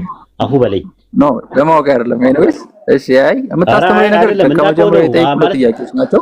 አይ አዲስ ስለሆነ ነው እኮ ነው። አዲስ ነገር ሲመጣ ጠያቂ ነው የምትሆነው። እንደዛ ነው። እኔ አሁን ጠያቂ ነኝ ራሱ። አንተ ኮን ጎስፔሉን ዲፌንድ አድርገህ እኔን እየተከራከርከኝ ነው ወይ? አይደለም፣ እንደዛ አይደለም። ማለት ነገር አራት ወንጌልን አትቀበልም። ኢየሱስ ነብይ ነው ግን መሲህ አይደለም። ክሌም ያደረገው ነብይ እንጂ መሲህ አይደለም የሚለውን ነገር ከየት ማግኘት? እኔ አሁን ለምሳሌ በቁርአን መጣው ሙስሊም ስለሆንኩኝ አራት ወንጌሉን ተውኩት። አንተ ደግሞ አሁን ደግሞ ነብይ እንጂ መሲህ አይደለም፣ ስለዚህ መሲህነትን ክሌም አላደረገም ነብይነትን ነው ክሌም ያደረገው ብለህ ስላልከኝ ምንጭ ነገር ቢኖር ጥሩ ነው ከሚለው አንፃር ነው እንጂ በፍጹም እንደ እንትን አይደለም። እንደ አዋቂውኝ እንትን እያልኩ ሳይሆን እንደ ማወቅ እንደሚፈልግ ሰው ሆኜ ነው ያወራው ያለሁት እኮ። አሁን የምጠይቅ ጥያቄ ለምሳሌ አራቱን ወንጌሎች አንተ አትቀበልም አይደለ? አልቀበልም፣ ግን ቢያንስ እንደምን ነገር እንደ ኢንፎርሜሽን ነው። ኮራፕሽንም ነው። አዎ ኮራፕሽን ነው። ኢንፎርሜሽን ትቀበላለህ? እንደ ኢንፎርሜሽን እቀበለዋለሁ። ለመቀበልም እኮ ነው። አሁን ኮራፕትድ ነው። አዎ ኮራፕትድ ነው፣ ግን አዜ ሶርስ ትጠቀመዋለህ። አዎ እንደ ኢንፎርሜሽን እንጠቀመዋለሁ። ስለዛ እኮ ነው እሱን ተውኩትና ታዲያ ደግሞ ሌላ ኢንፎርሜሽን ካለ እንደ ኢንፎርሜሽን ተጠቀመው ምንድነው ችግሩ? ወይዲ አይ ችግር የለውም፣ ችግር አለው። ግን አንተ አሁን ለምሳሌ አራት ወንጌል ሂስቶሪካሊ ኢየሱስ የሚባል ሰው ነበረ፣ የማርያምና ዮሴፍ ልጅ ነው ብዬ ሂስቶሪካሊ እንደ ኢንፎርሜሽን ሳይት ለማድረግ ጎስፔሎቹን ብትጠቀም ግን አልቀበላቸውም ብለህ እኔ እናንተ ምንድነው የሚያለያየን ነገር? አንተም ኮራፕትድ ነው ብለህ ኮራፕትድ ነው። አይ እንትኑ አይደለም እሱን ሳይሆን የፈለኩት እኔ አንተ መሲ ነው የሚለውን ክሌም አድርጓል እንደ አራት ወንጌል ከሆነ እንደ ኢንፎርሜሽን ከሆነ አንተ ደግሞ መሲ የሚለውን ክሌም አላደረገም። ነብይ የሚለውን ነገር ክሌም ስላደረገ ነብይ ነው ብዬ እቀበላለሁ። ግን ሌላ ደግሞ መሲ የሚባል ነገር ወደፊት ይመጣል ብዬ አምናለሁ አልክ። ያንን ነገር እንደ ሶርስ አድርገህ አራት ወንጌል ላይ ከሌለ ሌላ ምንጭ ካለ ስለ የዕብራውያን ወንጌል የሚባለው አልከኝ። የዕብራውያን የሚባል ወንጌል አሁን ሰዓት ላይ ከረንትሊ ያለ መጽሐፍ አለ ወይ ስለ አዎ አልከኝ። ምናልባት ካለ ደግሞ የሆነ ፊዚዮሎጂካል ወይም ደግሞ አርኪኦሎጂካል ማስረጃዎች ካሉ ፍራግመንት ደረጃ ካሉ የት ላገኝ እችላለሁ ነው ማለት አዲስ ነገር ስለሆነ አዲስ ዕውቀት ጌን ለማድረግ ነውና በዛ መንፈስና በዛ አይምሮ ብትረዳው ጥሩ ነው። ሌላ ጊዜ ከተገናኘን ላሳየህ ላስረዳ እችላለሁ። አዜ ፍራግመንት ኤግዚስት ማድረጉን the gospel according to Hebrew አዜ ፍራግመንት ኤግዚስት ማድረጉን ላሳየህ እችላለሁ። ኖርማሊ ደስ ይለኛል። መጠይቅ ጥያቄ ምን እንደሆነ ታውቃለህ? አዜ ፕሮፌት ባልቀበለውስ ለምሳሌ ነብይ መሆኑን ባልቀበልስ በእኔ ላይ የሚደርስብኝ ከርስ የለም እኮ እኔ የምቀበለው ኢየሱስ ለምሳሌ according to the gospel እኮ አንዳንዶቹ ኮራፕትድ ሆነዋል ብዬ ብቀበልም ነገር ግን የሰበከው የአባቱን ወይም ደግሞ የአምላኩን የእግዚአብሔርን ቃል ነው የሰበከው። ሁሉም ሰው ወደ እግዚአብሔር እንዲመለስ ነው የሰበከው። ነብይነቱን ባልቀበልስ በእኔ ላይ የሚደርስብኝ ከርስ ምንድነው? እግዚአብሔር ምንም ነገር የለም። ከቁርአን አንፃር የሚደርስብህ ነገር አለ። ከባይብል አንፃር ግን ምንም አይደርስብህም። ለምን? ማቴዎስ ወንጌል ምዕራፍ 15 ቁጥር 24 ላይ ለጠፉት ለእስራኤል ቤት ነው የተላኩት ይላል። ከዛ በኋላ ደግሞ ቡችሎች እኮ የልጆችን እንጀራ ለቡችሎች አይገባም ስትል ቡችሎችም እኮ ከልጆች የተረፈውን ፍርፋሪ ያገኛሉ ይላል። ስለዚህ ሀገራችን ክርስቲያን ከሆንክ ወይም ደግሞ ኢትዮጵያ ውስጥ ካለ አንተ ቡችላ ስለሆንክ ከፍርፋሪው ነው ሊደርስ የሚችለውና ፍርፋሪው ደግሞ ምንም አያደርግልህም። እዛ ኢትዮጵያ ውስጥ አጥንት ብትግጥ ይሻላል ነው የሚልህ ከእስራኤል ፍርፋሪ ከምታገኝ ማለት ነውና አንተ እንትን ላትል ትችላለህ። እኔ ከቁርአን አንፃር ነኝ አይሁዳዊ ነኝ አላልኩም ወይ አላልኩም። እስራኤላዊ ነኝ አላልኩም። ለእስራኤሎች ነው ያ የመጣው። ኢየሱስ መጣ የመጣው ለእስራኤሎቹ ነው። የመጣው ሊሰብከው ነው ግን እሱ ከመጣው ሊሰብክ ከመጣው ወንጌል ይበልጥ እኔ በብሉይ ኪዳን ማቀው እግዚአብሔር ያስቀመጠው ሕግና ትእዛዛትን አውቃለሁ። እስራኤሎች ስማ አምላክ እግዚአብሔር አንድ ነው። በቃ አንድ ነው። የኔ አምላክ እግዚአብሔር አንድ ነው። በቃ አለቀ። ስለዚህ እሱ በብሉይ ኪዳን የነገረኝና አምላኩ እግዚአብሔር የነገረኝን ነገር መከተል ነው የሚገባኝ ወይስ ነው አንተ ነብይ ነህ አይደለም የሚለው ነገር ኮንትራዲክሽን ስለምን ያስገባናል? ነቢያቶችን መቀበል ነው ወይስ የእግዚአብሔርን ቃል ነው መቀበል የሚቀድመው? የትኛው ነው የሚቀርበው? አላህ መቀበል ወይስ ነብዩ መሐመድ መቀበል? ከዚህ በላይ ይቅርብኝና እኔ አሁን ቲምራይ ሊዞርም ላይ ይችላልና ማቶ ልታረገኝ ስለምችል እስቲ ለሌሎቹ ደግሞ ድል እንስጣቸው ማለት ነው። እኔ አሁን አዲስ ነገር እያደረገኝ ስለሆነ ቁጭ ብዬ መማር ነው ያለብኝ ካንተ አዲስ ነገር። አሁን ለየት ያለ ነገር አፕሮች ነው ስለሰጠኝ አመሰግናለሁ። የኔ ወይዲ ግን እንትን ነው ነገር ኮኔ አሁን ማወራ ምንም እንደማያውቅ ሆኜ አዳዲስ ነገር ስለሆነ አሁን ዛሬ ገና የሰማው ስለሆነ ዝም ብሎ መከራከሩ ምናምን ነገር የትክክል አይደለም ምናምን ማለቱ ትንሽ ለኔ ይከብደኛል። ስለዚህ ለመማር ነው ለወደፊቱ ተዘጋጅተናልና አንዳንድ ነገር ተነግረናል ማለት ነው ኢንሻአላህ። እስቲ ለቤት ውድሉ ልስጥ ደግሞ ትንሽ ያወሩ ደግሞ የጃቢር ጥፋት ነው ይውላ ነገር ጥሩ ሰው ላገናኝ ብሎ ጭንቅላቴን አዞረ። ኧረ ይቅርታ ኤኒዌይስ ወይዲ ማታወራከኝ ቲምራይን ሁላ ነው ያዞርከው እኮ። እሺ ጃቢር ይቅርታ ወይዲ ና ተረከብ አድምጻይስ ኡስታዝ አነስ ወአለይኩም ሰላም ወራህመቱላሂ ወበረካቱ። ቀጥል አነስ። እንዴት ናችሁ ኡስታዝ? ደህና ናችሁ? ሰላም ነኝ። የጠፋ ሰው አነስ አላችሁ? ሁላችሁም እንዴት ናችሁ? እንኳን ደህና ቆያችሁኝ። ሁላችሁም እንዴት ናችሁ? ይሄንን መርሃ ግብር የምትከታተሉ ሰዎች እንዳለ ማለት ነው እዚህ ላይ ያላችሁ ኡስታዞች ሰላም ብያለሁ። አክቹሊ ተጠፋፍተን ነበረ እና ያው ከዚህ በኋላ በሰፊው ተመልሼ አለውኝ አይ ቲንክ ከቫላር ጋራ አንዳንድ ነጥቦችን ስታነሱ ሰምቻለሁና ከሱ ጋራ አይ ቲንክ በዚህ መንገድ ብናወራ የተሻለ መስሎ ይመስለኛል። ነብዩ ሰለላሁ ዐለይሂ ወሰለም በመጽሐፍ ቅዱስ ላይ ተጠቅሷል ወይ በሚለው ማለት ነው። አክቹሊ አይ ቲንክ ብሉይ ኪዳንን ሙሉ ለሙሉ የሚቀበል ስለሚመስለኝ በዛ ላይ ብናወራበት ምን ይመስላል ቫላር?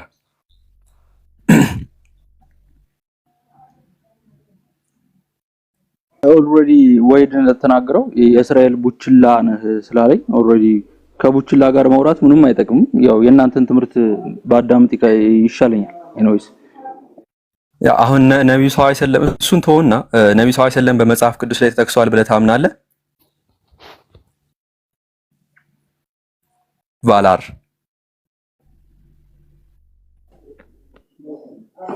ወይ ነብዩ ሰለላሁ ዐለይሂ ወሰለም በመጽሐፍ ቅዱስ ላይ ተጠቅሷል ብለህ ታምናለህ?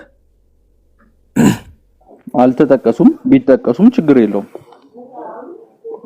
ማለት ነብይ እንደሆኑ ከተጠቀሱ ነብይነታቸውን ለብሮማ ተቀበለው? እቀበላለሁ። የሚሰብኩት አንድ አምላክን ከሆነ ትቀበላለህ? ተቀበልበት ምክንያት የለም። እቀበላለሁ። ምን ችግር አለ? ያ ኦብቪየስሊ ነብዩ ሰለላሁ ዐለይሂ ወሰለም ላይክ ለዘመናት ጣዖታትን ሲያመልኩ የነበሩትን የመካን ጣዖት አምላኪያንን የመካን አረማውያንን ወደ አንዱ አምላክ አስተምረው እንዳመጡ ኦብቪየስሊ ሀገር ያወቀው ፀሐይ የሞቀው ጉዳይ ነው። አሁን ጥያቄው ምንድነው ልጠይቅ የምፈልገው ኤክሶደስ ላይ ወይንም ዘጸአት ምዕራፍ 23 ቁጥር 20 ላይ እግዚአብሔር ለሙሴ የገባለት ኪዳን አለ አይደለ? ወደ አዘጋጀሁትም ስፍራ መልሳቸዋለሁ በማለት ከዛም በኋላ ድንበርህን ደግሞ ወረድ ብሎ ከኤርትራ ምድር እስከ ፍልስጤም ባህር ድረስ አሰፋዋለሁ ከኤፍራተስ ወንዝ እስከ ሜዲትራኒያን ሲ ድረስ እንደሚሰጠው እግዚአብሔር ቃል ገብቷል። እና ይህ ትንቢት በሙሴ ተፈጽሟል? አልተፈጸመም። ስለዚህ it makes sense ይሄ በሙሴ ያልተፈጸመው ትንቢት እንደ ሙሴ ባለ ነብይ እንደሚፈጸም አይደለም? አዎ። ኦኬ በጣም ጥሩ። በዘመናት በየትኛው ታሪክ ምዕራፍ ነው በታሪክ ምዕራፍ እንድትሰጠኝ ፈልጋለሁ ማለት ነው። according to history በየትኛው ታሪክ ነው ከሜዲትራኒያን ሲ ጀምሮ እስከ ኤፍራተስ ወንዝ የተቆጣጠረ እስራኤልን ደግሞ ከነበሩበት ከአርነት አውጥቶ ከባርነት ቀንበር አውጥቶ ይሄን ወደ ነፃነት የሰጣቸው ማን ነው? ይሄንን ንገረኝ እስቲ። በሂስትሪ ሂስቶሪካሊ ማን ነው ያካል? ከየት ነው ነፃነት አውጥቷቸው ስትለኝ? ለምሳሌ እንደምናውቀው ይሄ ትንቢት ዳግም ተጠቅሷል በሚልኪያስ ጊዜ ማለት ነው። ያን አይደለም የመጀመሪያውን እንትን አይደለም እያልኩ ያለሁት የመጀመሪያውን የባርነት ቀንበር ማለትም የባቢሎንን እንትን አይደለም እያወሩ ያለሁት ማለት ነው። ከባቢሎን በኋላ ሌላ አለ አይደለም። ከዛ በኋላ ምክንያቱም ይሄ ትንቢት ድጋሜ ተጠቅሷል። እንዳልተፈጸመ ድጋሜ በሚልኪያስ ተጠቅሷል፣ በኢሳይያስ ተጠቅሷል። ሚልኪያስ እንደምናውቀው ከባቢሎን በኋላ የነበረ ነው አይደለ? ሚልኪያስ ከባቢሎን በኋላ የነበረ ነው። ከባቢሎን በኋላ የነበረው የትኛው ባርነት ቀንበር ነው?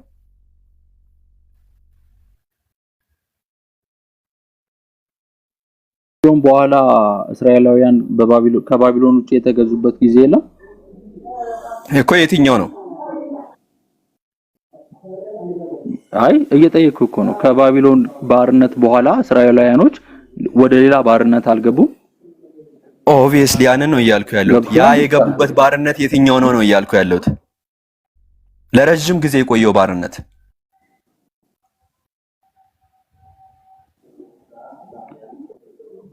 ኦኬ፣ የትኛው ነው እየጠየቅኩ?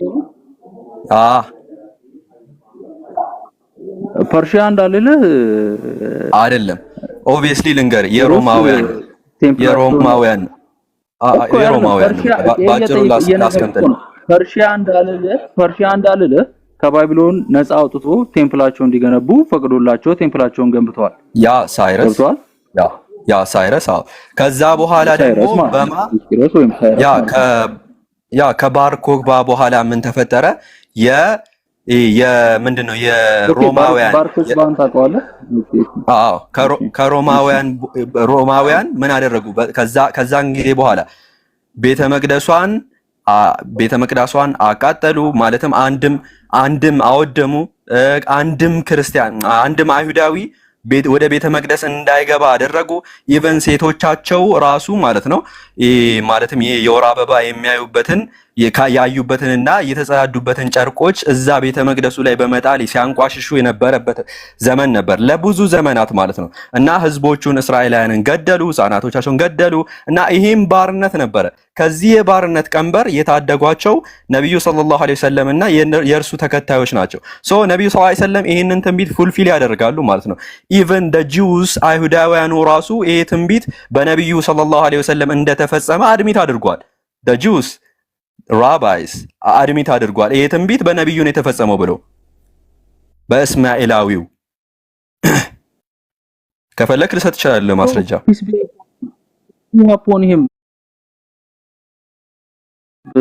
እንደዛ ከሆነ የዚህን አካል ለምንድን ነው የዚህን ግለሰብ የዚህን አካል ነብይነት ለብሮ ማትቀበለው?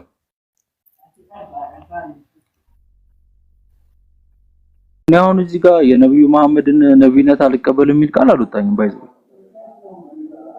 ነብይነታቸውን ትቀበላለህ? አልወጣም እኮ ትቀበላለህ ወይ? ካልወጣ ማለት እቀበላለሁ እያልኩ እኮ ነው። ኦኬ ነብይነታቸውን ከተቀበልክ ደግሞ እርሳቸው ምን ብለው አስተምረዋል? መሲሁ ነብይነታቸውን እቀበላለሁ ካልክ እነርሱን ነብይነታቸውን ከተቀበልክ የእነርሱን አስተምሮ መቀበል አለብህ። የእነርሱን አስተምሮ የምትቀበል ከሆነ ቁርአንን መቀበል አለብህ። ቁርአንን የምትቀበል ከሆነ በቁርአን መመራት አለብህ። አንድን አምላክ ማምለክ አለብህ። ሁሉንም ነቢያት ማመን አለብህ። ይሄንን ሁሉ ታምናለህ ወይ? ሸሃዳ መያዝ አለብህ።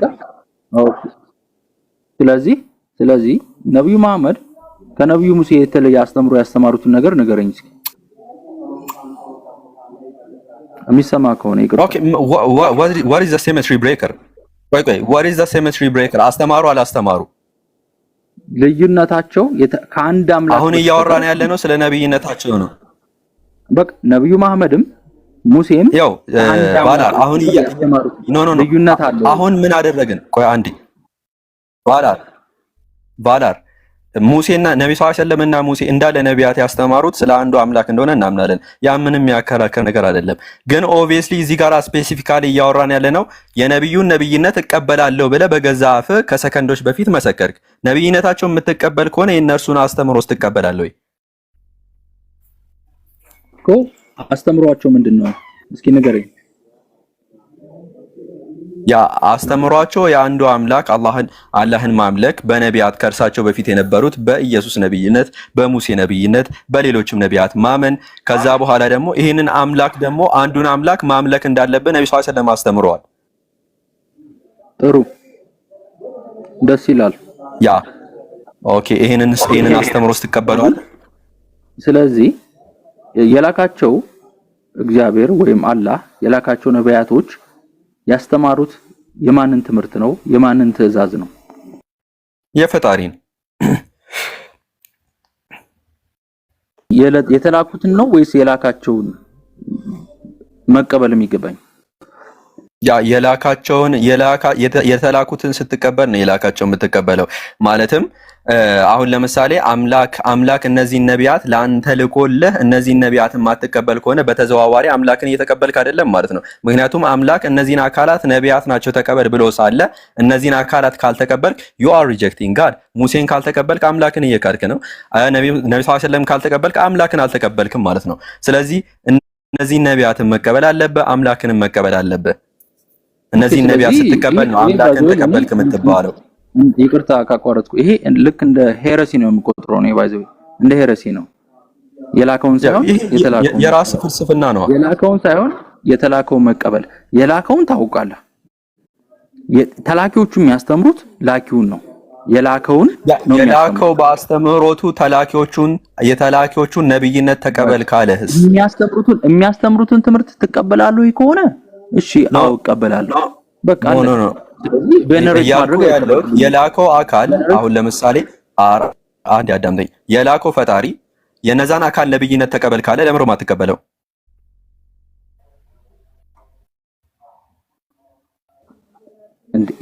የላኪያቸው ነብይነታቸውን ተቀበል ነው ወይስ የላኩትን ትዕዛዝ አዳምጥ ነው የሚለው? ነብይነታቸውን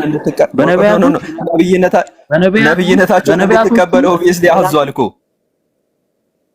አንድ እውነት ልንገርህ፣ በእርግጥ የላካቸው ነቢያቶች መሆናቸው መቀበል መቻል አለብህ። ግን ሲልካቸው የላካቸው መልእክት ትዕዛዝን ነው እንጂ እነሱን ተቀበሉና በእነሱ የላኩላችሁን ትዕዛዝ ተቀበሉ ይለያያል። ኖ አበበን ተቀበለው ወይም በአበበ በኩል የላኩልን አይለያይም። አሁን ለምሳሌ ዲስ በጣም ክሊርና በጣም ግልጽ ነገር በጣም ብዙ ቦታ እየረገጥክ ነው ያለው which is ቅድም ነብዩ ሰለላሁ ዐለይሂ ወሰለም ነብይነታቸውን እቀበላለሁ ብለህ አሁን ደግሞ ሌላ ታሪክ እያወራን ያለው በድጋሚ obviously እሱን እናስቀምጠው። ነገር ግን ምን አልክ ቅድም? የነዚህን አካላት ነብይነታቸውን አፈርም እንድታረግ አምላክ ነው የደነገገው። ነብይነታቸውን አፈርም ማድረግ አለብህ። የነዚህን አካላት ነብይነታቸውን አፈርም ካደረግክ በኋላ ነው የነዚህን አካላት አስተምሮ የምትቀበለው። ምክንያቱም ነብይ መሆኑንና አለመሆኑን አፈርም ሳታረግ የትኛውን አስተምሮ ነው የምትቀበለው? ራሱ ነብይ መሆኑን ካላመንክ ምኑን ነው አስተምሮ ብለህ የምትከተለው? ቆይ ነብዩ መሐመድንም እንደ ፕሮፌት ተቀበልኳቸው። በቃ ተቀብያለሁ። ዛሬ አሁን ለምሳሌ ነብዩ መሐመድ ሜሴንጀር ናቸው። ኦኬ ሜሴንጀር ናቸው። በቃ አዎ እሺ ተቀበል ያልከው ምንም የምትፈጥረው ነገር he the messenger of Allah እስኪ የምትፈጥረው ነገር የፈጣሪ መልእክተኛ ቆይ የፈጣሪ መልእክተኛ ፈጣሪ የነገረውን ነው አይደለም የሚያስተላልፈው? እውነት ነው። አዎ ፈጣሪ የነገረውን የሚያስተላልፍ ከሆነ የፈጣሪ መልእክተኛ፣ ይሄ የፈጣሪ መልእክተኛ ደግሞ ምን አለው? ፈጣሪ የሰጠው ምን አለ? ህግ አለ፣ ህግጋት አለ፣ ቁርአን አለ። በዚህ ቁርአን ደግሞ መመራት አለብህ። በዚህ ቁርአን መሰረት አሁን ሻሃዳ ያዝና ሙስሊም መሆን አለብህ። ሙስሊም ሆነ ለዚህ አምላክ እንድትሰግድ እንድትጸልይ በቀን 5 ጊዜ አዞሃል። ይሄ ፈጣሪ መልእክተኛ ከራሱ አይናገርም ብለናል። ከፈጣሪ ነው የሚቀበለው ብለሃል አንተም። ሶ በቀን 5 ጊዜ እንድትሰግድ አዞሃል። ጾምን እንድትጾም አዞሃል። ሌሎችም ከፈጣሪ ተቀበለውን ማለት ነው። ሶ ይሄንንስ ትቀበላለህ? ለሙሴ የተገለጠው አምላክና ለነብዩ መሐመድ የተገለጠው አምላክ ይለያያሉ? ላንተ አይለያዩም። አንድ አምላክ ነው። ይለያዩም አይደለም? ሌላ ቦታ አትርገጥ አይደለም። ሌላ ቦታ መርገጥ አይደለም። ለምሳሌ ጾምን ሶላትን እንድትሰግድ የምትፈልግ ከሆነ ለሙሴ የሰጠው ህግ አለ አይደለ? አንተ እሱን ትቀበላለህ? ሰንበትን ታከብራለህ? ሁለቱም የላካቸው አንድ አምላክ ነው ብለኸኛል። በአጭሩ ላስቀምጥልህ። ለሙሴ የተሰጠው ህግ ለምንድን ነው? ለህዝበ እስራኤላውያን እንደው እነዚህ እንዳለ ከዚህ በፊት የነበሩት ነቢያት ሲላኩ የነበሩት ለእስራኤል ህዝብና እንዲሁም ደግሞ ለነበሩበት አካባቢ ነው፣ ለነበሩበት ቦታ ነው ሲላኩ የነበሩት። አንተ አህዛብ ነኝ በመጨረሻ ግን የምትቆጥረው አህዛብ ነኝ ብለህ ነው የምትቆጥረው? ጎይም ነህ አንተ? እኔ እስራኤል ነኝ ብዬ አላምንም።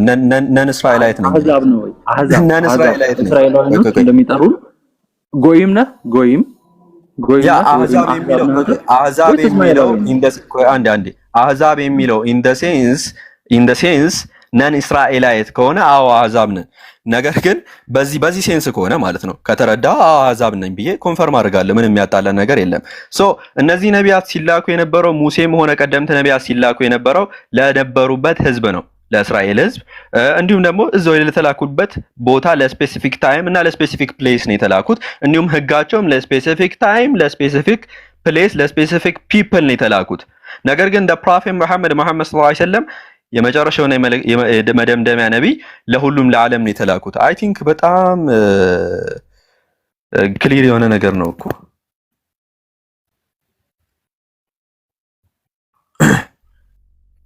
ምንድነው ሌላ ቦታ እኛ ከሰቆጣ ነን እያለ ነው ጃቢር። ኤኒዌይስ ለሰቆጣ ህዝቦች የተላከ ህግ ካለ ደግሞ ኤኒዌይስ ተረክቻለሁ። አንጀስ አናሲ የሰቆጣውን ህግ ደግሞ ለሰቆጣ ኖ እኔ ያልኩ ኢን ዘ ሴንስ ኦፍ ነን እስራኤላይት ተረክቻለሁ። እወዳለሁ በጣም ግን መጀመሪያ ለእስራኤላውያኖች የተሰጠው ህግ አበቃና እሺ በቃ እንደ ዱርዬ ምናምን እንድትቆጥሩኝ አልፈልግም። ባይዘው እየተከራከርኩኝ ይቅርታ አናሲ እኔ ሲጀመር እናንተ ቤትም የገባሁት ለመከራከር ምናምን አይደለም። የገባሁበትን ፐርፐዝ ደግሞ ጃ ብቻ ነው የሚያውቀው። ጃ ብቻ ነው የሚያውቀው የመጣሁበትን ፐርፐዝ። ኤኒዌይስ እንደ ተከራካሪ ምናምን እንድትቆጥሩኝ አልፈልግም። እኔ ከእናንተ ጋር መጣላት አልፈልግም። አነስ እሺ ጃ ወይ እንትን ቫላር ጀለቤ ያለው እኔ ጋርና ለመልበስ ጉጉት ስላለው ነውና ቫላር አሁን አንተ ነብዩ መሐመድ መልእክተኛ ኡስታዝ ቀጥልሽ ነው? አይ ቀጥል አጋጣሚ ነው። እሺ ቫላር አለክ?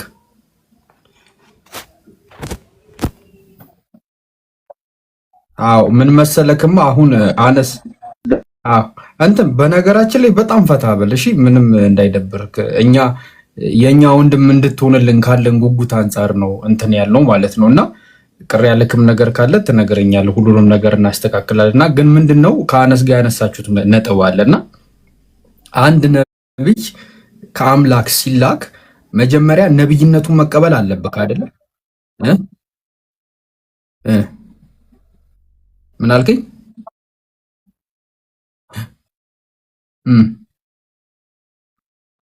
ኖ እንደሱ አይደል ማለት ነው። ቆይ ክሊር ያደርግልናል። ችግር የለም። ቀጥል ኡስታዝ። ቀልድ ነው የመሰለኝ ቅድም ስታወራኝ እየቀለድክ ነው የመሰለኝ። እኔ ያልኩት ምንድነው ኢየሱስ የመጣው ለቤተ እስራኤል ነው፣ ማቴዎስ ወንጌል ምዕራፍ 15 ቁጥር 24 ላይ ባለው ጥቅስ መሰረት። ስለዚህ ለቤተ እስራኤል ከሆነ ከእስራኤል ውጭ ያሉ ሰዎችን እንደ ልጅ አይደለም የሚያያቸው፣ ሮሜ 9:1 ላይም እንደዛ ነው። ልጅነትም ኪዳንም የሕግም መሰጠት ለእስራኤላውያን ናቸው ነው የሚለው። የተስፋ ቃሉም ለነሱ ነው። የሚጠብቁትም የነበረው እነሱ ናቸው። ይመጣልናል ብለው የሚጠብቁት እንጂ ከእስራኤል ውጭ ያሉት አሕዛብ ቅድም ጎን ያልካቸው እየጠበቁት አልነበረም።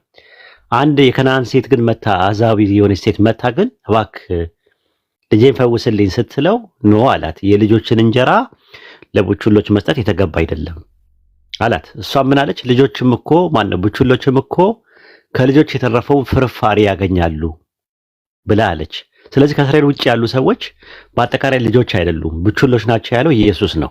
ስለዚህ ከእስራኤል ውጭ የሆኑ ሰዎች በኢየሱስ ነብይነትና መልእክተኛነት ቢያምኑም በልጅነት ደረጃ ሳይሆን በቡችላነት ደረጃ ከእስራኤል የተረፈውን ነው ሊያምኑ እንጂ ግዴታ የለባቸውም። አንተም ቀደም ግዴታ የለብኝም በኢየሱስ ለማመን አልክ። አዎ ከባይብል አንጻር ግዴታ የለብህም፣ ምክንያቱም ከእስራኤል ውጭ ያለ ሰው ነህ አንተ፣ ኢትዮጵያዊ ነህ።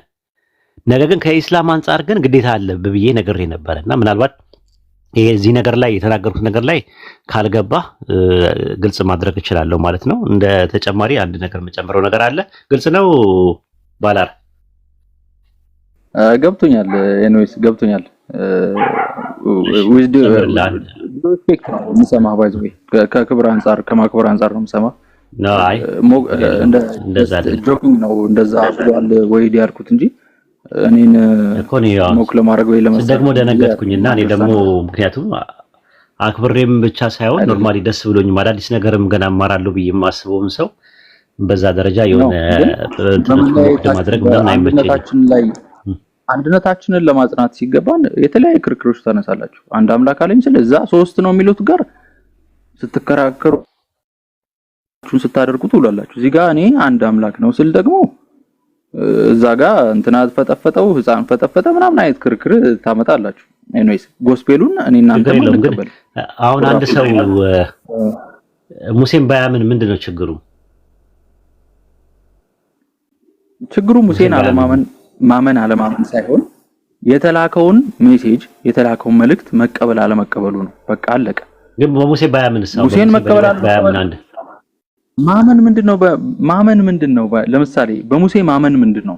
ወይም ክርስቲያኖች እንደሚሉት በሙሴ ማመን በኢየሱስ ማመን ምንድነው እኮ? አሁን ለምሳሌ ፈጣሪ ሁለተኛ ዜና መዋዕል ምዕራፍ 20 ቁጥር 20 ላይ በአምላክ እመኑ በነቢያትም እመኑ ይላል እና በእመኑ ብሎ ፈጣሪ ያዘዘውን ባላምን ችግሩ ምንድነው? ምን ይመጣብኛል? ማመጽ አይሆንም? ማመን ማለት ለኔ ማመጽ በነቢያቶች ላይ ማመጽ ትክክል አይደለም። በነቢያቱ እመኑ አለ። በነቢያቱ ባላምን እኔና ዝም ብዬ መልእክቱን ብቻ በቀበል በነቢያት እመኑ የሚለውን ፈጣሪ ማመጽ አይሆንም ወይ? ፈጣሪ ሲከተል መደግፍ ነገር ከየት የመጣው መልእክት ነው ማምነው ነው። በነቢያት በኩል የመጣውን እኮ በነቢያቱ እመኑ ሲል በነቢያቱ ማመን ማለት በነቢያቱ እመኑ ሲል በነቢያት ባናምንና ዝም ብለን ነቢያቶቹ ባመጡት ብቻ ብናምን በመልእክቱ ብቻ ብናምን ችግር ያለው ወይ? በነቢያቱ ማመንን አስረዳኝ። በነቢያት ማመን ምንድነው? እስኪ በነቢያት ማመን ለምሳሌ በነቢያት ማመንን አስረዳኝ እስኪ። ማመን ምንድነው? በነቢያት ማመን ዘጸአት ምዕራፍ 14 ቁጥር 31 ላይ መጽሐፍ እኮ ነገር ልነግርህ እኮ ነው። መጽሐፉ ያው ያንተ ከብሉይ ኪዳን እኔ ዝም ብዬ እሺ አይ ጥቅስ አስደግፌ ከዛ የራሴን እናገራለሁ። ችግር የለም። ዘጸአት 14:31 ላይ በያህዌና በባሪያው በሙሴ አመኑ ይላል። እስራኤላውያኖች ባያምኑ ለምሳሌ በሙሴ ባያምኑ ማለት አሁን እኛ ራሳችን አሁን በረሱል ሰለላሁ ዐለይሂ ወሰለም ነብይነት እናምናለን። እሳቸው ኦንቶሎጂካሊ ሰው መሆናቸውን በኦንቶሎጂካሊ በሰው በመሆናቸው በምንነት ከኛ በምንም እንደማይበልጡ መልአክ እንዳልሆኑ አምላክ እንዳልሆኑ እና ከዛም ባሻገር ደግሞ በማንነት ደግሞ ከኛ እንደሚበልጡ ነብይ እንደሆኑ መልእክተኛ እንደሆኑ እናምናለን። አሁን ለምሳሌ በእሳቸው ማመን ማለት እሳቸው ነብይ ናቸው፣ እሳቸው መልእክተኛ ናቸው ብለን እንቀበላለን። ልክ እንደዛ እንደ ሙሴንም ኢየሱስንም ነብይ አይደለም ማለት ነብይ ነው ብዬ አላምንም፣ መልእክተኛ ነው ብዬ አላምንም። ግን በሱ ላይ የመጣው መልእክት ብቻ አቀበላለሁ። ግን በሙሴ አላምንም ቢል አንድ ሰው የፈጣሪን ትእዛዝ ያስተባብላል ብለህ አታስብም? ሲጀመር የተላከውን አለማመን ማለት እኮ አልቀበልም ነው። የተላከውን አልቀበልም ብሎ መልእክቱን መቀበል አይቻልም። ምክንያቱም መልእክቱን ይዞ የመጣው የተላከውን በቃ ችግር የለም። አይ ከቀደም ከአነስ ጋር ስታወሩ አንደኛው ፓርቲ የነበረ ያው እሱም ወደ ፊት መጥቶ እንትን ብሎላል ማለት አነስ ጀዛከላህ ኸይረን ጀዛ። በጣም የሚገርም ነገር ነው ያነሳው። የምር አነስ ይችላል። ወላሂ አለስ መቀጠል ፈልገው ካለ ቤታችሁ ውስጥ ረብሻ ወይ እንደዚህ መበጥበጥ አይነት ነገር እንደዛ እንደዛ ሁሉም አነስም ጃቢርም እስኪዞም ሁላችንም እንደዛ እንረዳው። እንደዛ ቢሆን ኖሮ እንደዛ እናስተናግድህም ነበር ሲጀመር ጀምሮ። ምንም አነስም አክብሮት በተሞላበት ነው አንተ ወደ እስልምና እንድትመጣና እንደው ከሳት እንድትተርፍ ምናምን ነገር ከሚለው ኢንቴንሽን ነው እንጂ ከሌላ ነገር አንፃር አይደለም። በጥሩ ሁኔታ ነው በነገራችን ላይ ያወራችሁት ከሱ ጋር ማለት ነው። እሳት ምጠርኩ አንድ አምላክ እግዚአብሔር አለ ብዬ ወደ እሳት ገባለሁኝ ወይዲ የረሱላህ ነብይነት ካልተቀበልክ ኦኬ እሱ ላይ ነው ማለት ነው ነብይነት። አዎ ነብይነት አሁን የኢየሱስን መሲህ ነው ብለህ ካልተቀበልክ ያው አሁን ከቁርአን አንፃር ቁርአን ይዞ ከመጣው መልእክት ሰዎች ካልተቀበሉ እንትን ነው ራሱ ቁርአን እንቀበላለን ነብዩ መሐመድ ነብይ መሆናቸውን አንድ ሰው አልቀበልም ቢል ያው ቁርአን ላይ እመኑ ስለሚል እመኑ ያለውን ፈጣሪ እያስተባበልን እያመጽን ያዘንን ማለት ያዘዘን ነገር ነው። እመኑ ብሎ አዘውናል። ስለዚህ አንተ ደግሞ አላምንም ካል የተለያየ ህግ ትእዛዛት ለሙሴና ለነብዩ መሐመድ የተለያየ ትእዛዝ የተሰጠው ለምንድን ነው? እሱ ሶሻል ሎው ነው። ፋንዳሜንታል ሎው ላይ አንድ አይነት ነው እንትኑ ፋንዳሜንታል ሎው እና ሶሻል ሎው የሚባል ነገር አለ። በእስራኤላውያንና ዲፈረንሺየት አድርጎታል። ቅድም በእስራኤላውያንና እኮ እሱ ያደረገው ምንድነው? አንደኛ ሊሚትድ ካፓሲቲ ነው። አንደኛ ክፍል ስትገባ የምትማረው ማትስና ሁለተኛ ሶስተኛ ክፍል የምትገባው ማትስ ልዩነቱ ምንድነው? ሁለቱም ማትስ ነው እኮ ግን ማትሱ ውስጡ ያለው ነገር ኮንቴንቱ ይለያያል። ሊሚትድ አለው ራሱ ማለት ቦዲ ማስ አንደኛ ክፍል ሁለተኛ ክፍል ትማራለህ። ከዛ ስለ ኢንቲጀር ኮንሴፕት ታውቃለህ። ስለ ትሪጎኖሜትሪክ የሚባል ነገር አለ፣ ካልኩለስ አለ ምናምን እያደገ ይመጣል ያንን ነገር። ስለዚህ ያኛው ሊሚትድነት አለው፣ ውስንነት አለው።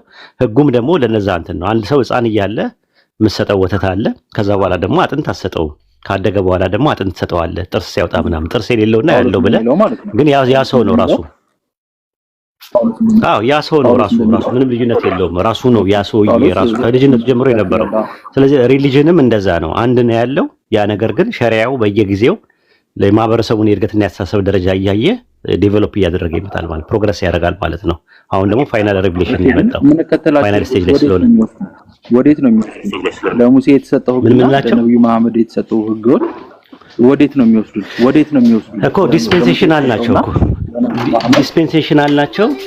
ወአለይኩም ሰላም ወራህመቱላህ። ዲስፔንሴሽናል ናቸው አይደል? የዘመነ መግቦታዊ ናቸው ህጎቹ ሲመጡ። ስለዚህ ዲስፔንሴሽን ውስጥ ካለ ድረስ በዛ ዱሬሽን ውስጥ ያሉ ሰዎች በዛ ስታንዳርድ ነው የሚጠየቁት። አሁን ግን ዓለም አቀፍ የሆነ መልእክተኛና ዓለም አቀፍ የሆነ መልእክት መጥቷል። በዛ ነው ኢቫሉዌት የሚደረገው ማለት ነው። ቀጥሉ ያ ጀማ ዩኒቨርሳል መሆኑ አይከራከረን። መዳረሻችን ግን የት ነው? ወደ አንድ አምላክ ወደ እግዚአብሔር አነስ እኮ አልጨረሳችሁም እኮ የማን ላይ ሐሳብ እንዳይፋጭ ፈርተን ነው እኔም ጃቢርም የገባ ነው እንጂ አነስ መቀጠል ትችላለህ አይደል? ጊዜ ያለ ማርሃው ትኛለ ካላስቸገር 2 ደቂቃ አነስ ትግል የለውም ቀጥል።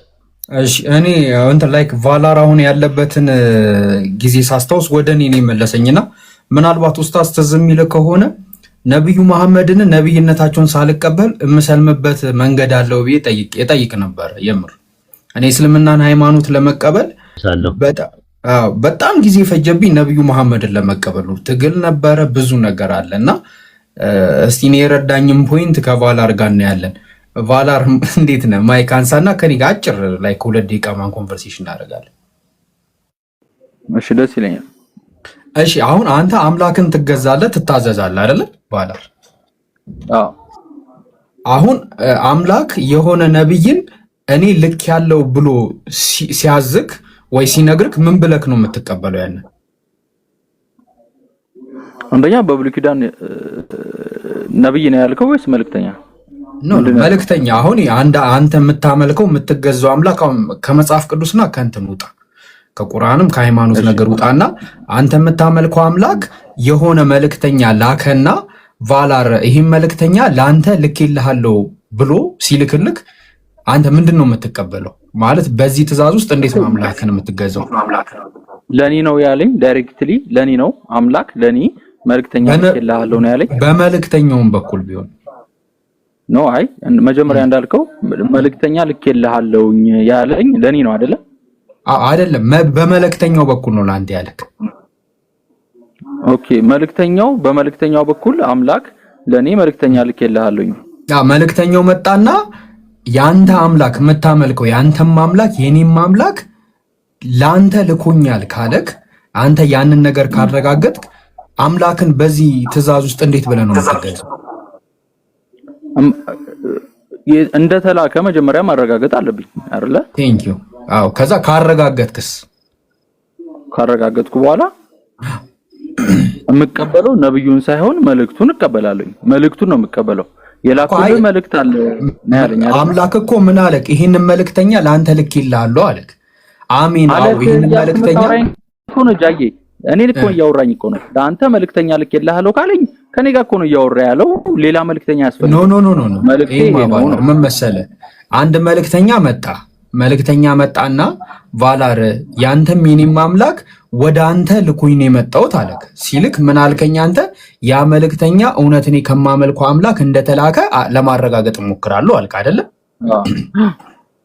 ከዛ አምላክ እንደተላከ ይሄ መልእክተኛ እርግጠኛ ከሆንክ እውነት አምላክ ብሎሃል ማለት ነው። ይሄ መልእክት ለአንተ እኮ ማረጋገጥበት ጃዬ፣ ማረጋገጥበት እኮ ካረጋገጥክ በኋላ እውነተኛ ሜዠርመንት ነው እንጂ አውላለሁኝ። አዎ ትክክል። ከዛ በኋላ በዚህ ነገር ውስጥ አንተ ይሄንን መልእክተኛ የማትቀበለው ከሆነ አምላክን አልታዘዝኩም ማለት አንችልም። ካልተቀበልኩትማ አምላክን አልታዘዝኩኝማ።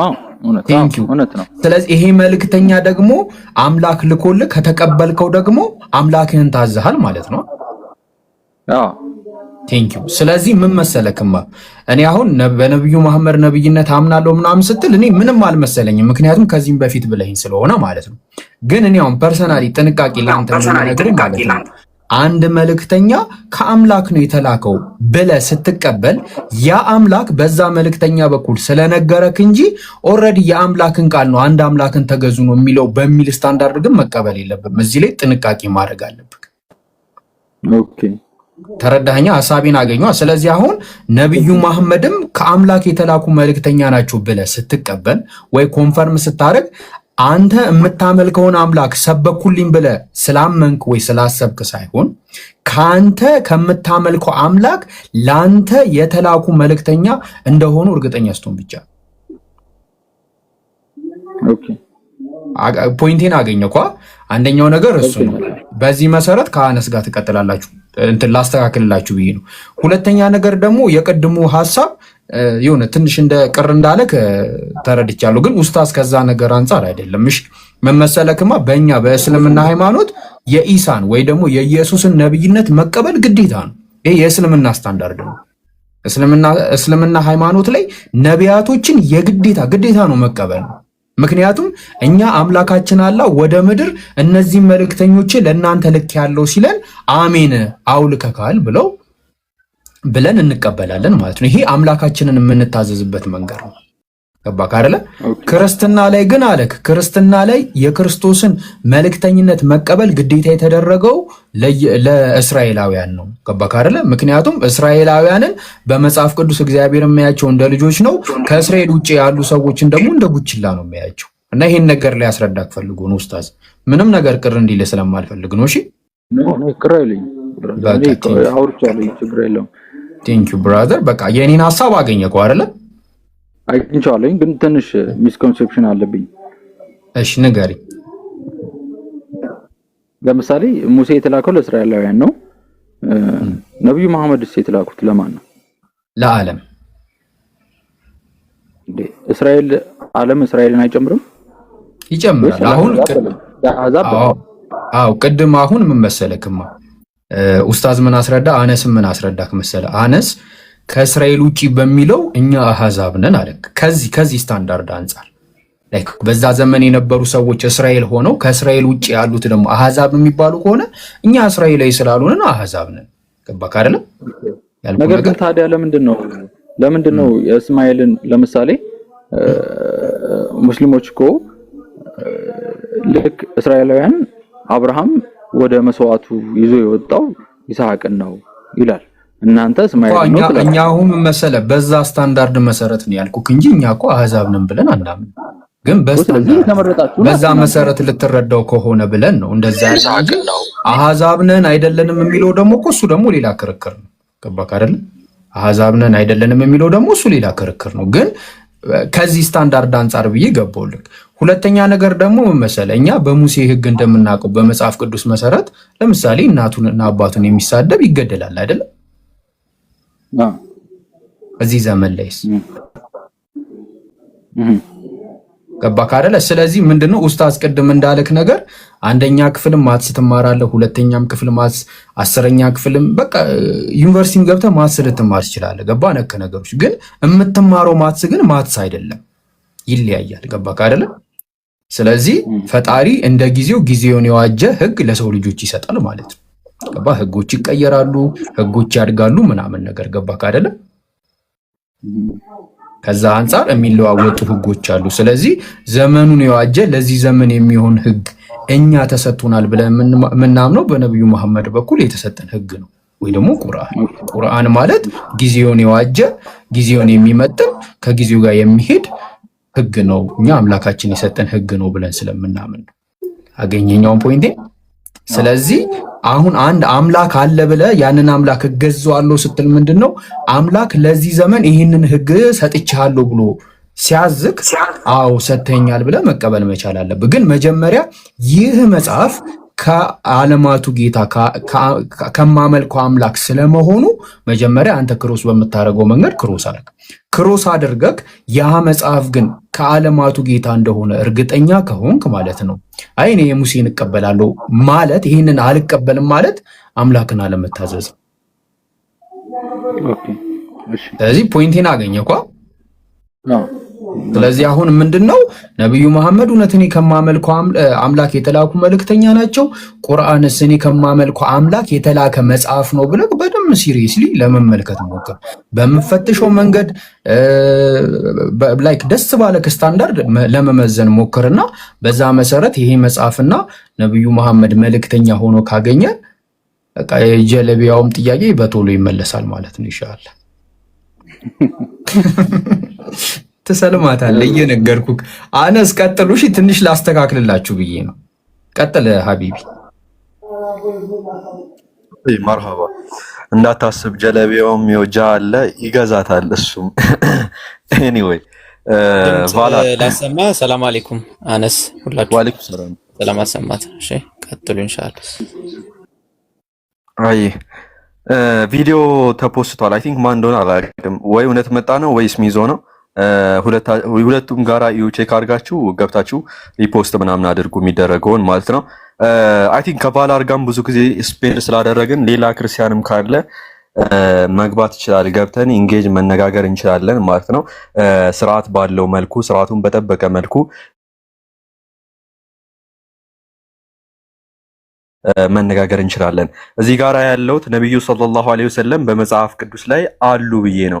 ላይክ ስለሳቸው መምጣት የእስራኤልን ከአርነት የሚያወጡት እነርሱ ናቸው እያልኩኝ ነው ያለሁት። እንደ ሙሴ ያለ ነብይ እነርሱ ናቸው ብዬ እዚህ ጋር ቁጭ ብያለሁ።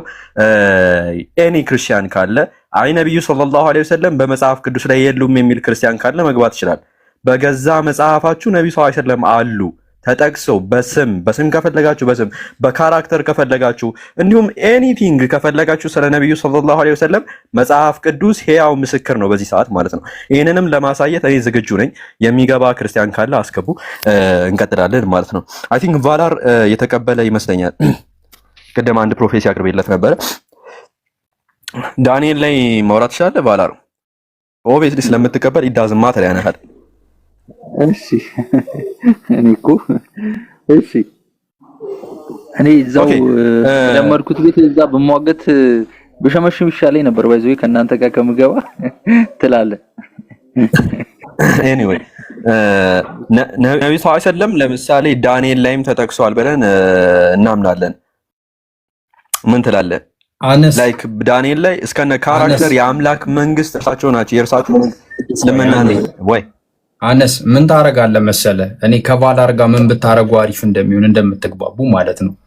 ቫላር ከነብዩ መሐመድ ውጪ ወይ ደግሞ እሱ በሚያምነው እምነት እሱ አለኝ ብሎ በሚያምነው እምነት እሱ ከሚያመልከው አምላክ የተላኩ ነብዮቹን ለምን ነብይ ብሎ ተቀበላቸው? በምን ስታንዳርድ ማለት ነው? እሱን ስታንዳርድ ይነገርና እውነት ነብዩ ይሄንን ስታንዳርድ ያሟላሉ ወይስ አያሟሉም የሚለውን ነገር በራሱ ሚዛን መዝነክ በዛ መንገድ ለማየት ሞክር። እንደዛ ቢሆን አሪፍ የሚሆን ይመስለኛል። ምን ይመስላል? ችግር የለውም ግን ከሱ ጋር ሞር ኦፍ ታይም ስፔንድ ስላደረግን ሰው ብንቀይር ምን ይመስላል? በቃ ካለ ሰው ቀይሩ። እሱም እኮ ከኛ ጋር ሆነ ከናንተ ጋር ሆኜ ላነጻጸር ከሌሎቹ ጋር ነው እንጂ የሚለው ከኛ ጋር ማውራት አይፈልግም እኮ። ያው ዛሬ የሆነ ጥሩ ስለያዝ ነው የሆነ ነገር እንትን ስላለኝ ነው። ኤኒሃው ክርስቲያኖች ካላችሁ ግቡ። እንግዲህ ከሌሉ እንግዲህ ወደ ጀለቢያ ማለት ነው። ሌሎች ክርስቲያኖች ካላችሁ ያው ሞዴሬተር ስለሆናችሁ እያያችሁም ጃዬ ካላችሁ ግቡ ኢንሻአላህ። ከሌሉም ተቀጥቅጡኛላችሁ ችግር የለም። እንወርድብሃለን። ቪዲዮ ተፖስቷል እዚህ ጋር 700 ምናምን ሰዎች የኔም ቪዲዮ አለ ገብታችሁ እውነት መጣም ቪዲዮ ፖስቷል። ኢንሻአላህ የሚደረገውን አድርጉ። አይ ቲንክ ቢሆነስት እስቲ እንሞክር። አነስ ቢሆነስት ሙስሊም ነው። አይ ሰላም አለይኩም ወራህመቱላሂ ወበረካቱ። እኔ እንኳን ሙስሊም ነኝ። ሁልጊዜ ስለምከታተላችሁ በአጋጣሚ ገዝታ ጠይቄ ነው የገባሁት። እሺ ቀጥሎ ጀዛከላህ ኸይር ስላስገባችሁኝ። መርሐባ። እሺ ሌላ ክርስቲያኖች ካላችሁ እስቲ አንዳንድ አሳዩንና አነስ ትልቅ ክሌም እያቀረበ ነው። ስለዚህ ልትሞግቱት ይገባል። አንዳንድ አሳዩና ግቡ ኢንሻአላህ። ማለት የዳንኤልን አንስቶ ነበርና ልስማውና እስኪ መማረው ነገር ካለ ማራለሁኝ። ኤኒዌይስ ለሙግት አይደለም። ኦኬ እሺ አነስ ቀጥ አይ መርሐባ ካንተ ጋር በዛ ባለው መልኩ እንቀጥላለን። እቺ ዳንኤል ሐሳብ ጠቅላላ አድርጌ ልግለጻትና ማለት ነው። ዳንኤል ላይ ነብዩ ሰለላሁ ዐለይሂ ወሰለም ትንቢት አላቸው። ከዚህ በፊትም ለብዙ ጊዜ ተቀምጠው የነበረው ነው እና አንድም ክርስቲያን ሪፊት ሊያደርገኝ አልቻለም እስከዛ ድረስ ማለት ነው። ዳንኤል ላይ ነብዩ ሰለላሁ ዐለይሂ ወሰለም ስለሳቸው መምጣት ስለሳቸው ኢቭን ከነስማቸው ማለት እንችላለን እና ተጠቅሷል ጀነራሊ ማለት እንችላለን። ለምሳሌ ለዚህም ምንድነው ዋነኛው ምክንያታችን ዳንኤል ነቡካድኔዛር ያየው ህልም አለ። ንጉስ ነቡካድኔዛር ያየው ህልም አለ። ይሄም ምንድነው በሐውልት የተመሰለ ምስል ህልም አይቷል። ይሄም ህልሙ ምንድነው አራት መንግስታት ሲነሱ አይቷል። አራቱ መንግስታት እነማን ናቸው? ባቢሎን፣ ሚዶ ፐርሺያ፣ ግሪክ፣ የመጨረሻዋ ደግሞ ሮም ነች። ሮማውያን ማለት ነው። የመጨረሻዋ ሮም ነች። ሮም ደግሞ የተከፋፈለ መንግስት ይሆናል አለ ዳንኤል ምዕራፍ 2 ቁጥር 42 ላይ ሮም የተከፋፈለ መንግስት ይሆናል፣ ዲቫይድድ ኪንግደም ይሆናል አለ። ሮም መቼ ነው የተከፈለችው? በታሪክ ካልን በ293 ነው ሮም ለሁለት የተከፈለችው። በ295 አይ ቲንክ ማለት ነው። ኢስተርን እና ዌስተርን ሆና ማለት ነው። ኢስተርን ሮማን ኢምፓየር ኤንድ ዌስተርን ሮማን ኢምፓየር ሆና ከዛ በኋላ በእነዚያም ነገስታት ዘመን የሰማይ አምላክ ለዘላለም የማይፈርስ መንግስት ያስነሳል አለ። በእነዚያ ሮም ከተከፈለች በኋላ የሰማይ አምላክ መንግስት ያስነሳል አለ። ሮም ከተከፈለች በኋላ የተነሳ መንግስት ማን ነው? ከዛ በኋላስ ሮምን ያጠፋታል አለ ዳንኤል ምዕራፍ 2 ቁጥር 44 ላይ ሮምን ያጠፋት መንግስት ማን ነው? ሮም ከተከፈለች በኋላ ተነስቶ ሮምን ያጠፋው መንግስት ማን ነው? በታሪክ ከእስልምና ውጪ የትኛውም የለም። በ1453 ኦቶማን ኢምፓየር ሮሞችን ያጠፋው በ1453 ነው። ስለዚህ ይህንንም ትንቢት የሚያሟሉት ነብዩ ሰለላሁ ዐለይሂ ወሰለም ናቸው ማለት ነው። ከዚህም ባሻገር ይህ ደሰን ኦፍ ማን ተብሎ የተገለጸው አካል ምን ተብሎ ነው የሚታሰበው? the most glorified one ተብሎ ነው የሚታሰበው or the most praised one ተብሎ ነው የሚታሰበው። ማለትም እጅግ የተመሰገነ or እጅግ የከበረ ተብሎ ነው የሚታመነው። እና ይሄ አካል ደግሞ ኢየሱስ ከእርሱ በኋላ እንደሆነ ምሁራኖች ያትታሉ። ከእርሱ በኋላ የሚመጣ አካል እንደሆነ ምሁራኖች በአንድ ድምጽ ያትታሉ። በጣም በርካታ ምሁራኖች ባርት ሄርመን፣ በጣም ብዙ ሩዶልፍ በልትመን፣ በጣም ብዙ ምሁራኖችን ልጠቅስላችሁ ይችላሉ።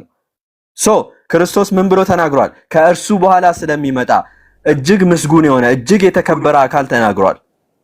ይሄ ማለት ደግሞ የነብዩ ሰለላሁ ዐለይሂ ወሰለም አህመድ የሚለው ስማቸው ራሱ እጅግ የተመሰገነ እጅግ የከበረ ማለት ነው ትርጉሙ ራሱ። ስለዚህ አህመድ የሚለውን ክርስቶስ ተናግሯል ብለን ራሱ መናገር እንችላለን። ወይ ነው ባላር አናሲ አንደስ ብራዘር ወንድሜ ኦኬ። ስለዚህ አንተም ያለ ኢንተርፕሪቴሽን ልክ እንደ ኦርቶዶክስና እንደ ፕሮቴስታንቶች ነው ማለት ነው አይደለ? ስለዚህ the son of man የሚለው ቃል አንተ እንደኔ ነው የምትረዳው ወይስ እንደ ፊዚካል ፊገር ኢንዲቪጁዋል የሆነ ፊገር ነው የምትረዳው? ነብዩ መሐመድ ናቸው የምትለው son of man የተባሉት you can refer it both ሁለቱንም ኖ ልትረዳ ትችላለህ። እኔ ይሄንን አርጊው እያደረግኩ ያለሁት አኮርዲንግ ቱ ዘ ክርስቲያን ቆይ ላስቀምጥልህ ክሌሙን ላስቀምጥልህ። ክርስቲያኖች ጋራ ብዙ ጊዜ አርጊው ስናደርግ ክርስቲያኖች ለሰን ኦፍ ማንን የሚረዱት እነሱ አሁን ሰከንድ ካሚንግ ነው ለነሱ ዳንኤል ላይ የተጻፈው መጽሐፍ ሰከንድ ካሚንግ ነው ኢየሱስ ዳግመኛ ሰከንድ ካሚንግ ብለው የሚጠቅሱት እንትን ነው ባይዘው ክርስቲያኖች እንደዛ ባላ ላስቀምጥልህ የእነሱንም ክሌም ማለት ነው። ኢቨን ሮምን ዲስትሮይ ማድረጉ ጋራ ስንመጣ ሮምን አክቹአሊ ሮም የለችም ሰከንድ ካሚንግ ላይ ምኑን ነው ሮምን ዲስትሮይ የሚያደርገው? ያ አይደለም የሚታመነው። አክቹአሊ አንዳንድ አካላት ሰከንድ ካሚንጉ ላይ አዎ ዲስትሮይ ያደርጋታል ብሎ ያምናሉ። ነገር ግን አንዳንዶቹ ምን ብለው ነው የሚያምኑት ከተባለ በመንፈሳዊ መልኩ ላይክ ስፒሪቹዋሊ አርጎት መጽሐፉ የማይለውን ስፒሪቹዋሊ አርጎት ኢንተርፕሬት ለማድረግ ይሞክራሉ ክርስቲያኖች። ዳስ ኦብቪየስ ማለት ነው። ደ ሰን ኦፍ ማን የሚለውን አኮርዲንግ ቱ ዘ ክርስቲያን እንደ ዋን ኢንዲቪጁዋል ነው የሚወስዱት። ግን አኮርዲንግ ቱ ዘ ዳንኤል ማየት እንችላለን። ከፈለገ አስፈላጊ ከሆነ እንደ ኔሽን ልንገልጸው እንችላለን። ምክንያቱም ከዛ ቀደም ብሎ የነበሩትን ለምሳሌ በአውሬ መንገድ ነው የገለጻቸው ላየን ምናምን እያለ ማለት ነው አንበሳ ምናምን እያለ ከዛ በኋላ ደግሞ ያለውን እንደ ምንድነው የገለጸው እንደ ሰው ልጅ አድርጎ ነው የገለጸው። this is metaphorical speech ፍካራዊ አነጋገር ነውና ይሄንን ልንሄድበት እንችላለን አስፈላጊ ከሆነ። አንተ ያልከው ልክ እንዳንተ ነው የምረዳው። ለምሳሌ እሱ በፊት የሰው ልጅ የሚለው son of man ከሚለው በፊት አራቱን በእንስሳ ፊትና በእንስሳ ባህሪ ምናምን ገልጿቸዋል አይደለ? ስለዚህ በትክክል ክርስቲያኖች ክሌም የሚያደርጉት በሰን ኦፍ ማን የሚሉት የሰው ፊት ያለውን የሰው ልጅ ሲል በቃ ኢየሱስ ነው። ይሄን ደግሞ የሚጠቅሰው ሰከንድ ካሚንግ ነው፣ ሁለተኛውን ሰከንድ ካሚንግ ነው የሚገልጸው ይላሉ። ክርስቶስ ይሄንን ማሟላበት ብዙ መስፈርቶች አሉ ቫላር። ይሄ በጣም ቀላሉ ነገር ስለሆነ አያሟላም፣ መቼም አያሟላም። ላንተም ደግሞ ነብዩ ሰለላሁ ዐለይሂ ወሰለም ጋር እንምጣና አሁን ባላ ነብዩ ሰለላሁ ዐለይሂ ወሰለም ጋር እንምጣና ነብዩ ሰለላሁ ዐለይሂ ወሰለም ያሟላሉ ይሄን ትንቢት? ማንም አያሟላም። እንደ ኔሽን ነው የምወስደው፣ እንደ ኔሽን ነው እንጂ እንደ ኢንዲቪጁዋል። ኦኬ እንደ ኔሽን ወሰደው። ሌትስ ጎ ዊዝ ዘ ኔሽን። እንደ ኔሽን እንውሰደውና አራተኛዋ መንግስት ማን ነች ባላር? አራተኛዋ መንግስት ማለት በዳንኤል መጽሐፍ ላይ ተጠቅሷል። ሮም እኮ ነች መጨረሻዋ አራተኛዋ መንግስት ሮም ነች። በጣም ጥሩ።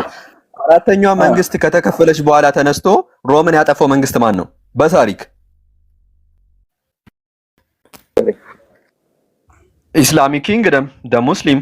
ሮም መቼ ነው የጠፋችው? በ1453 ሮምን ያጠፋት ማን ነው? እስኪ ለማወቅ ነው ንገረኝ። ሙስሊም ኦቶማን ቱርክስ ማለት ነው። ሙስሊሞች ናቸው ያጠፋት። ከስራ አስገቡ የሚሉት ክርስቲያኖች አሉ። አገኑ ግቡ ችግር የለውም።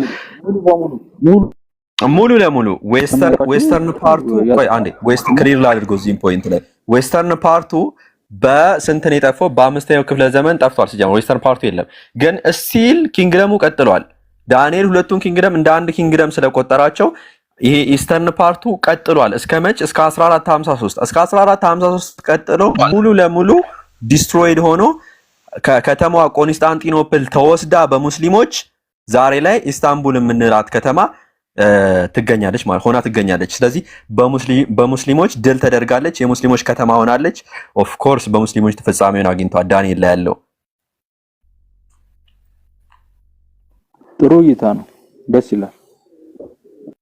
ኦኬ ኦብቪየስሊ ተመልከተውና ሐሳብ እንሰጥበታለን። አይ ቲንክ ሌላ ክርስቲያን ስላለ ኢቨን ከነሱ ጋር እስቲ ኢንጌጅ እናድርግና ሐሳቡን ማዳመጥ ይችላል። ከዛ በኋላ ወደ አንተ መለሳለሁ። ጌቾ አለ አለው። ሰላም ነው አነስ አለው። አልሐምዱሊላህ። ነብዩ ሰለላሁ ዐለይሂ ወሰለም በመጽሐፍ ቅዱስ ላይ ተጠቅሷል ብለህ ታምናለህ? አምንም ማለት ኦኬ አታምንም። አንዴ ዳንኤል መጽሐፍ ቅዱስ ይዛል? አላስኩም ማለት ኦኬ በቃል ልንገር የምታውቀው ከሆነ እኔ እንጃ አይ ዶንት ኖ። ዳንኤል ላይ ዳንኤል ምዕራፍ 2 ላይ ያሉት አራቱ መንግስታት ማን ናቸው?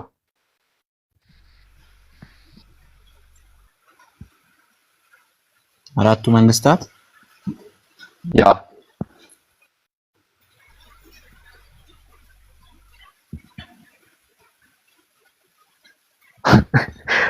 ነው አስገቡኝ ስትል የነበረው። ኤኒዌይ ዳንኤል ምዕራፍ 2 ላይ ነው ያልኩ። ዳንኤል ነቡካድኔዛር ያየው ህልም ላይ እሺ ማን ማን ናቸው መንግስታቱ? አራቱ መንግስታት የጠቀሳቸው? አይ የሰማው ነው። ቀጥል አንተ በለውና እኔ ኦልሬዲ እንትኑ አያም ነው ሞር ነው ለጨባውታት። አይ እሺ፣ አይ ከስር ኮሜንት ላይ አስገቡኝ ስትል አይ ቲንክ ዩ ኖ የምታውቀው መስሎኝ ነው። እና the first kingdom የመጀመሪያ መንግስት ባቢሎን ነች። ሁለተኛ መንግስት ሚዶ ፐርሺያ ነች። ሶስተኛ መንግስት ግሪክ ነች። አራተኛ መንግስት ሮም ነች። ሶ አራተኛዋ መንግስት ሮም ከሆነች ሮም መቼ ነው ዲቫይደድ የሆነችው? በታሪክ ሮም ትከፋፈላለች አለ ዳንኤል ምዕራፍ 2 ቁጥር 42 ላይ። መቼ ነው ሮም የተከፈለችው?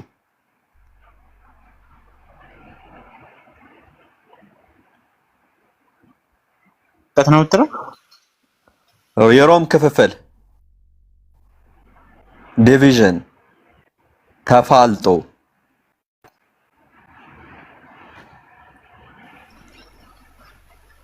የሮም ዲቪዥን ነው የምትለው? አዎ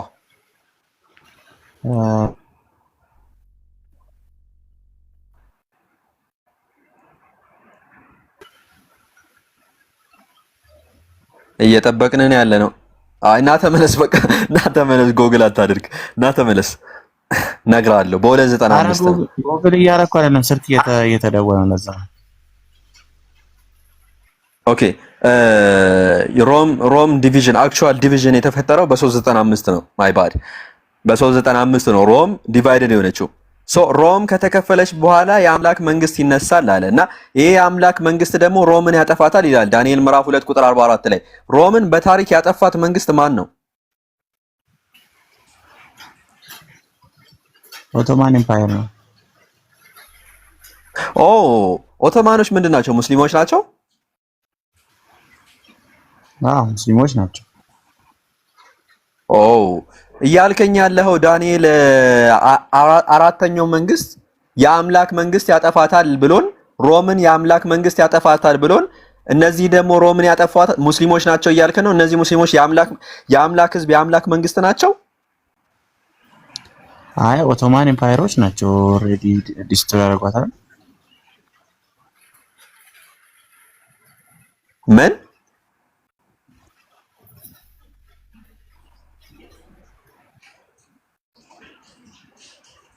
ወዴት ሄደ?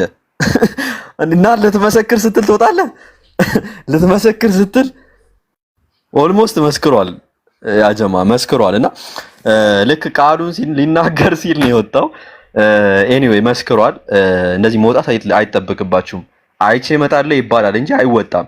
እና አትውጡ፣ ግቡና መሞገት ካልቻላችሁ ችግር የለውም፣ እኔ አልፋችኋለሁ። ሌላ ቀን አይታችሁት ልትመጡ ትችላላችሁ። ከዛም ሙግት ካላችሁ ልታቀርቡ ትችላላችሁ። የትኛውንም ሙግት ብታቀርቡ እኔ መልስ እሰጣችኋለሁ እዚህ ጋራ ማለት ነው። ሶ ክርስቲያኖች መውጣት አይጠበቅባችሁም። ኤኒዌይ ሌላ ክርስቲያን ካለ መግባት ይችላል። እዚህ ላይ ሐሳብ ካለ ኡስታዝ አለ። ሰላም አለይኩም ኡስታዝ ሳላ።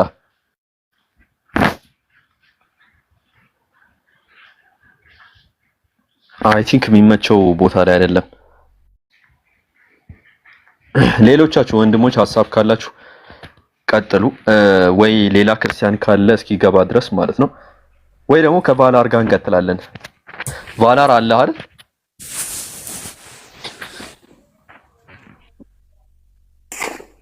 ክርስቲያን ስታጣ በቃ እኔ ኦኬ። ቅድም ፈልገው ችግር የለውም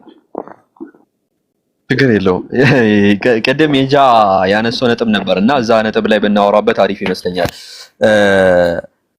አንድ ነብይ ለመባል ምንድነው መስፈርቱ? ምንድነው መለኪያው? what is the standard? ስታንዳርዱ በብሉይ ኪዳን እንደተቀመጠው መሰረት አንድ ነብይ ማለት ፕሮፌሲ ነው። ፕሮፌት ያደርጋል፣ የሚመጣውን ነገር ይናገራል። ጉድ በጣም ያ ነብይ የተናገረው ነገር ካልተፈጸመ he's not a prophet። ዘዳግም ኦሪት ዘዳግም ምዕራፍ 18 ቁጥር 20 ጀምሮ ባለው መስፈርት መሰረት ማለት ነው አይደለ?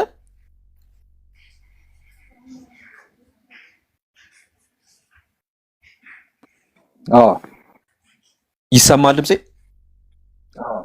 ኦኬ በዛ መስፈርት መሰረት ነብይን የምንቀበለው ምንድነው ብለናል። አሁን መለኪያ መስፈርት ስታንዳርዱ ምንድነው? ትንቢት ሊናገር ይገባል። ያ ትንቢት ደግሞ ሊፈጸም ይገባል ብለናል አይደለ? ባላር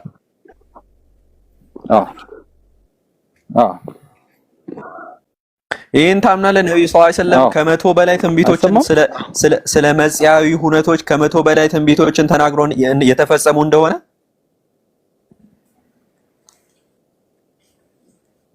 ማን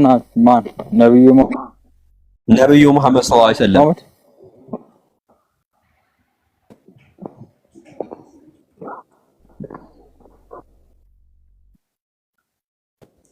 አይ ቲንክ እየቆየ ነው የሚደርሰው። እናንተ ምክር አልችልም።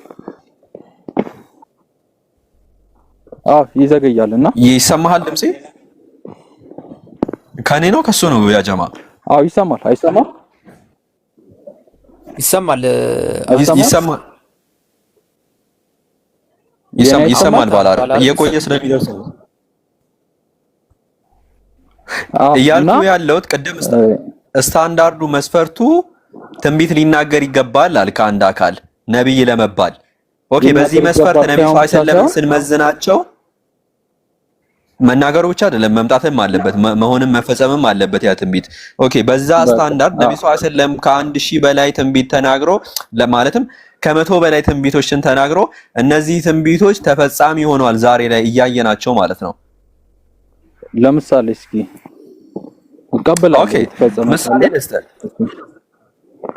ምሳሌ ልስጥህ። ኢቭን ከዚሁ ከምትረዳው ቀለል አድርጌ ልስጥህ እና ቢከብድም ችግር የለም አስዊ ነው ስለ ቀለል ካለ ከዚሁ ተራ ነገር እንጀምር ከስር መሰረት ማለት ነው። ከዛ ወደ ላይ እያልን እንመጣለን በሂደት በአንዴ አይሆንምና ከስር መሰረቱ ሲንጀምር ለምሳሌ ነብዩ ሰለላሁ ዐለይሂ ወሰለም ስለ አረቦች ሲናገሩ አረቦች at the time of the prophet Muhammad በጣም ድሆች ነበሩ፣ ምንም የሌላቸው ነበሩ እና በዛ ሰዓት ላይ ነብዩ ሰለላሁ ዐለይሂ ወሰለም ስለነዚህ ሲናገሩ ስለነዚህ አረቦች ወደፊት ታላላቅ ህንጻዎችን በመስራት እንደሚወዳደሩ ተናግሯል።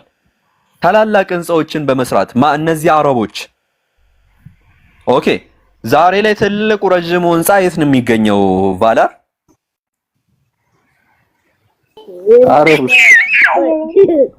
ቡርጅ ከሊፋ አይደለ? አላፈረሰችው ችግር የለውም ታፍርሰው። ኤኒዌይ ነብዩ ሰለላሁ ዐለይሂ ወሰለም የዛን ጊዜ የተናገሩት ትንቢት እያየነው ዛሬ ላይ ማለት ነው እያየነው ተፈጻሚ ይሆናል። እንደምናውቀው ዱባይ ከ50 ከመቶ ዓመታት በፊት ምንም አልነበራትም፣ ድሆች ነበሩ፣ በረሃ ነበረች።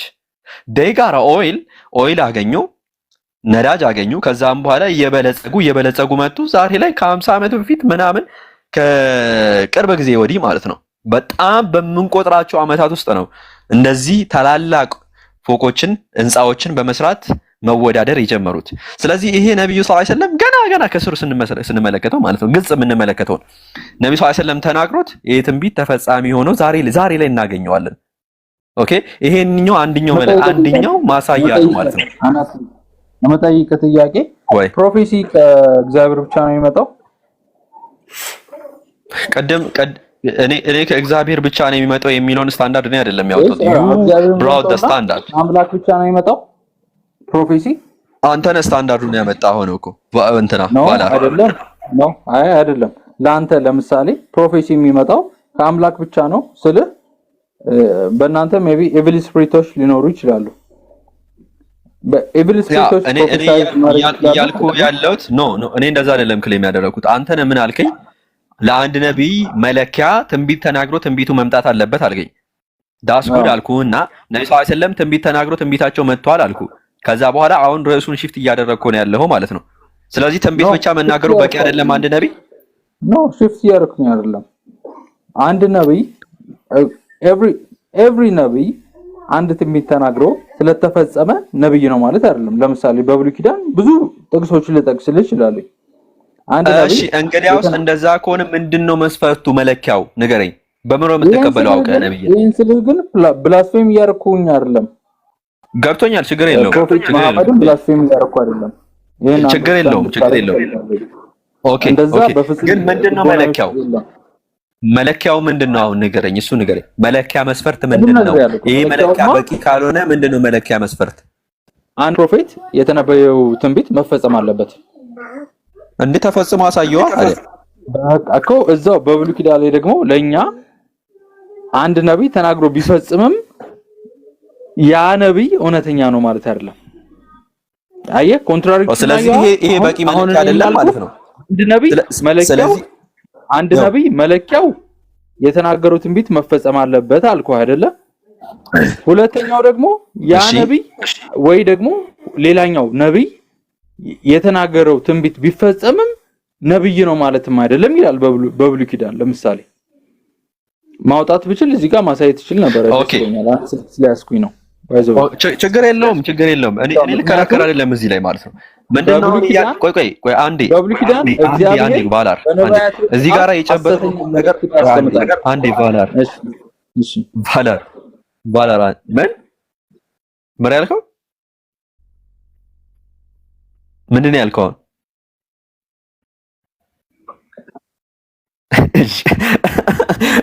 አይ ተዛዝተህ ነው ብዬ አስባለሁ። ለነገሩ መጽሐፍ ቅዱስ የሚያስቀምጠው ክሌም ስለሆነ እንለፈው። ኤኒዌይ ታውቀዋለህ፣ ግን ዝለለው ኤኒዌይ እንዝለለውና ወደ ያነሳነው ነጥብ እንምጣ። መለኪያ መስፈርት ምንድነው ስለ ነብይን ነብይ ነህ ብለህ የምትቀበልበት መለኪያ መስፈርት ምንድነው ስለ ያቀረብክልኝ መለኪያ መስፈርት ትንቢት ተናግሮ ትንቢቱ የሚመጣ ከሆነ ነው አልከኝ። ኦኬ ይሄ መለኪያ መስፈርትስ ብለን አንድን አካል በዚህ መለኪያ መስፈርት ስንመዝን አይ ይሄም በቂ አይደለም እያልከኝ ነው ያለው። ምክንያቱም ሌሎች ነቢያት ይሄንን ትንቢት ተናግሮ ሊመጣ ይችላልና አልከኝ። ነቢያት ያልሆኑ ሐሰተኛው ነው አካላት እንኳን ማለት ነው።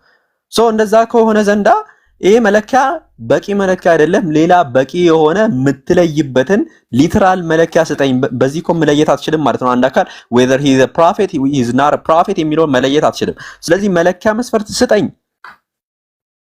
ብራዘር አታድክመኝ። እያደከምኩ አይደለም። ኤኒዌይስ አንተ ነህ እየደከምክ ያለው። ገብቷል? እኔ እያደከምኩ አይደለም። በጣም አደከምኩ። እሺ በቃ እንዝለለው። ችግር የለውም። ካደከምኩ እንዝለለው። ኤኒዌይስ ግን ነግሬሃለሁ። አንድ ፕሮፌት ለመባል በእናንተ ሊለይ የሚችል ከሆነ ንገረኝ። ለኔ አንድ ፕሮፌት የተናገረው ነገር መፈጸም አለበት። አንተ ክሌም እያደረክ ያለው ነገር ነብዩ መሐመድ የተናገሩት ፕሮፌሲ ተፈጽሟል ነው። እሰይ እንኳን ተፈጸመ። ስለዚህ ነብይ ናቸው ማለት ነው። አኮርዲንግ ቱ ቢብሊካል ስታንዳርድ ምን ችግር አለው? ቅድም እኮ ነግሬሃለሁኝ እኮ I don't give a shit ማለት I don't have any problem with the ገብቷል አይደል? ምን ችግር አለው? እኔ ተቃወምኩኝ እንዴ? አልተቃወምኩም። የሚቃወሙት ጋር ነው። ስለዚህ ነብይ መሆናቸውን አትቃወምም ማለት ነው። ነብይ መሆናቸውን አትቃወምም። አዎ አሜን ሃሌሉያ። ምን ችግር አለው?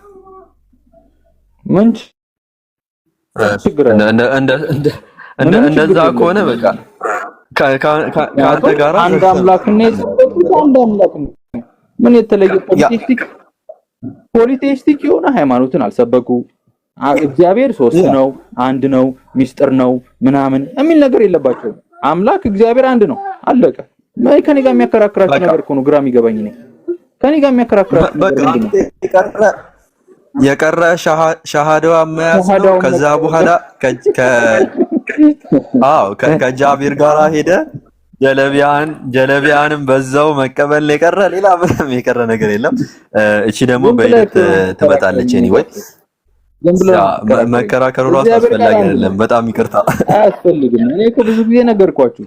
ጃም እኮ ሊነግራችሁ ፈልጓል እኮ። ምንም ክርክር የለም ከኔ ጋር። መከራከራችሁ ነገር ብሉይ ኪዳን ላይ እንደዚህ ፈጠፈጠው እንደዚህ ገደለው ነው የሚያከራክረን።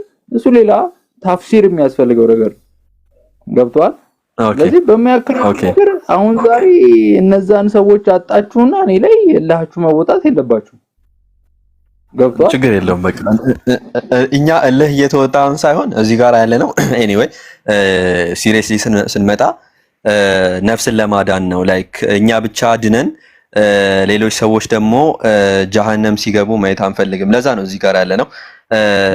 ሁላችንም የኔ እምነት ስለዚህ ደግሞ አንተ ያለህ አምላክ አንተ በምታምነው አንድ አምላክ እኔም ማመልከው አንድ አምላክ ነው።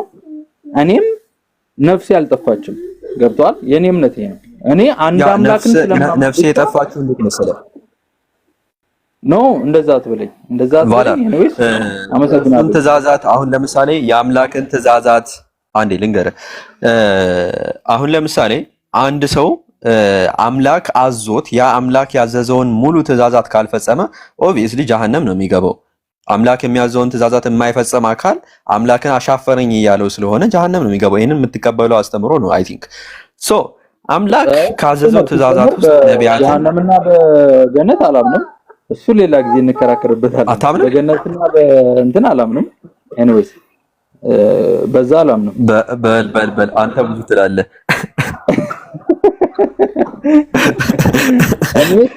የምንስማማበት ነገር ላይ ብናተኩር ይሻላል። ኤኒዌይስ እንደዛ ነው። ኤኒዌይስ ግን ቴንክ ዩ ማለት የምታነሳቸው ሀሳቦች በጣም መልካም የሚያስተምሩ ርዕሶች ናቸው። የምቃወማቸው እንደዚህ ብላስፌም ማረጋቸው ነገሮች አይደሉም። አሪፍ አይዲያዎች ነው የምታነሳው። ቴንክ ዩ። ምን ላይ ነገሮች አሉ። ልክ እንደዛ ነው። እሺ ቴንክ ዩ አንጀሲ ላይባችሁን በፈጣሪ ፍቃድ በሂደት እያጠበብናቸው እየመጣን አይ ሆፕ አንድ እንሆናለን። አንተም ሻሃዳን ይዘህ ጀለቢያንም ትቀበላለህ ብዬ ተስፋ አደርጋለሁ።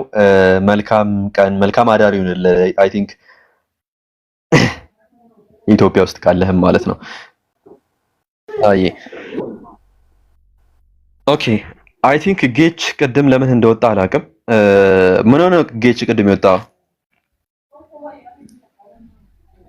ባትሪ ሎ ሸዳው። አሁንም ቻርጅ አድርጌ ነው።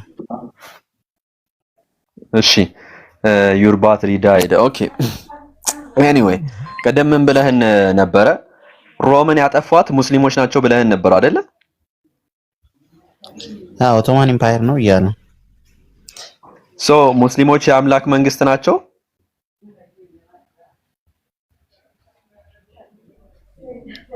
አይደሉም። ዋት ሮምን ያጠፋታል እኮ ያለው ዳንኤል የአምላክ መንግስት ነው።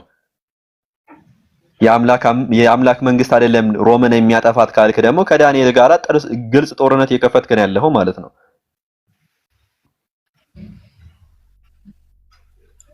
ኦኬ አይ ቶፒኩ ጋር እንድናወራ አይ ቲንክ ነብዩ መሐመድ በመጽሐፍ ቅዱስ ስላልክ እኔ አሁን እሱኛውን ያ ቶፒኩ ጋር ነው እያወራን ያለው። ቶፒኩ ጋር ስለሆነ እያወራን ያለ ነው። እባክህ እዚህ ላይ መልስ ስጠኝ፣ ሌላ ቦታ አትሂድ።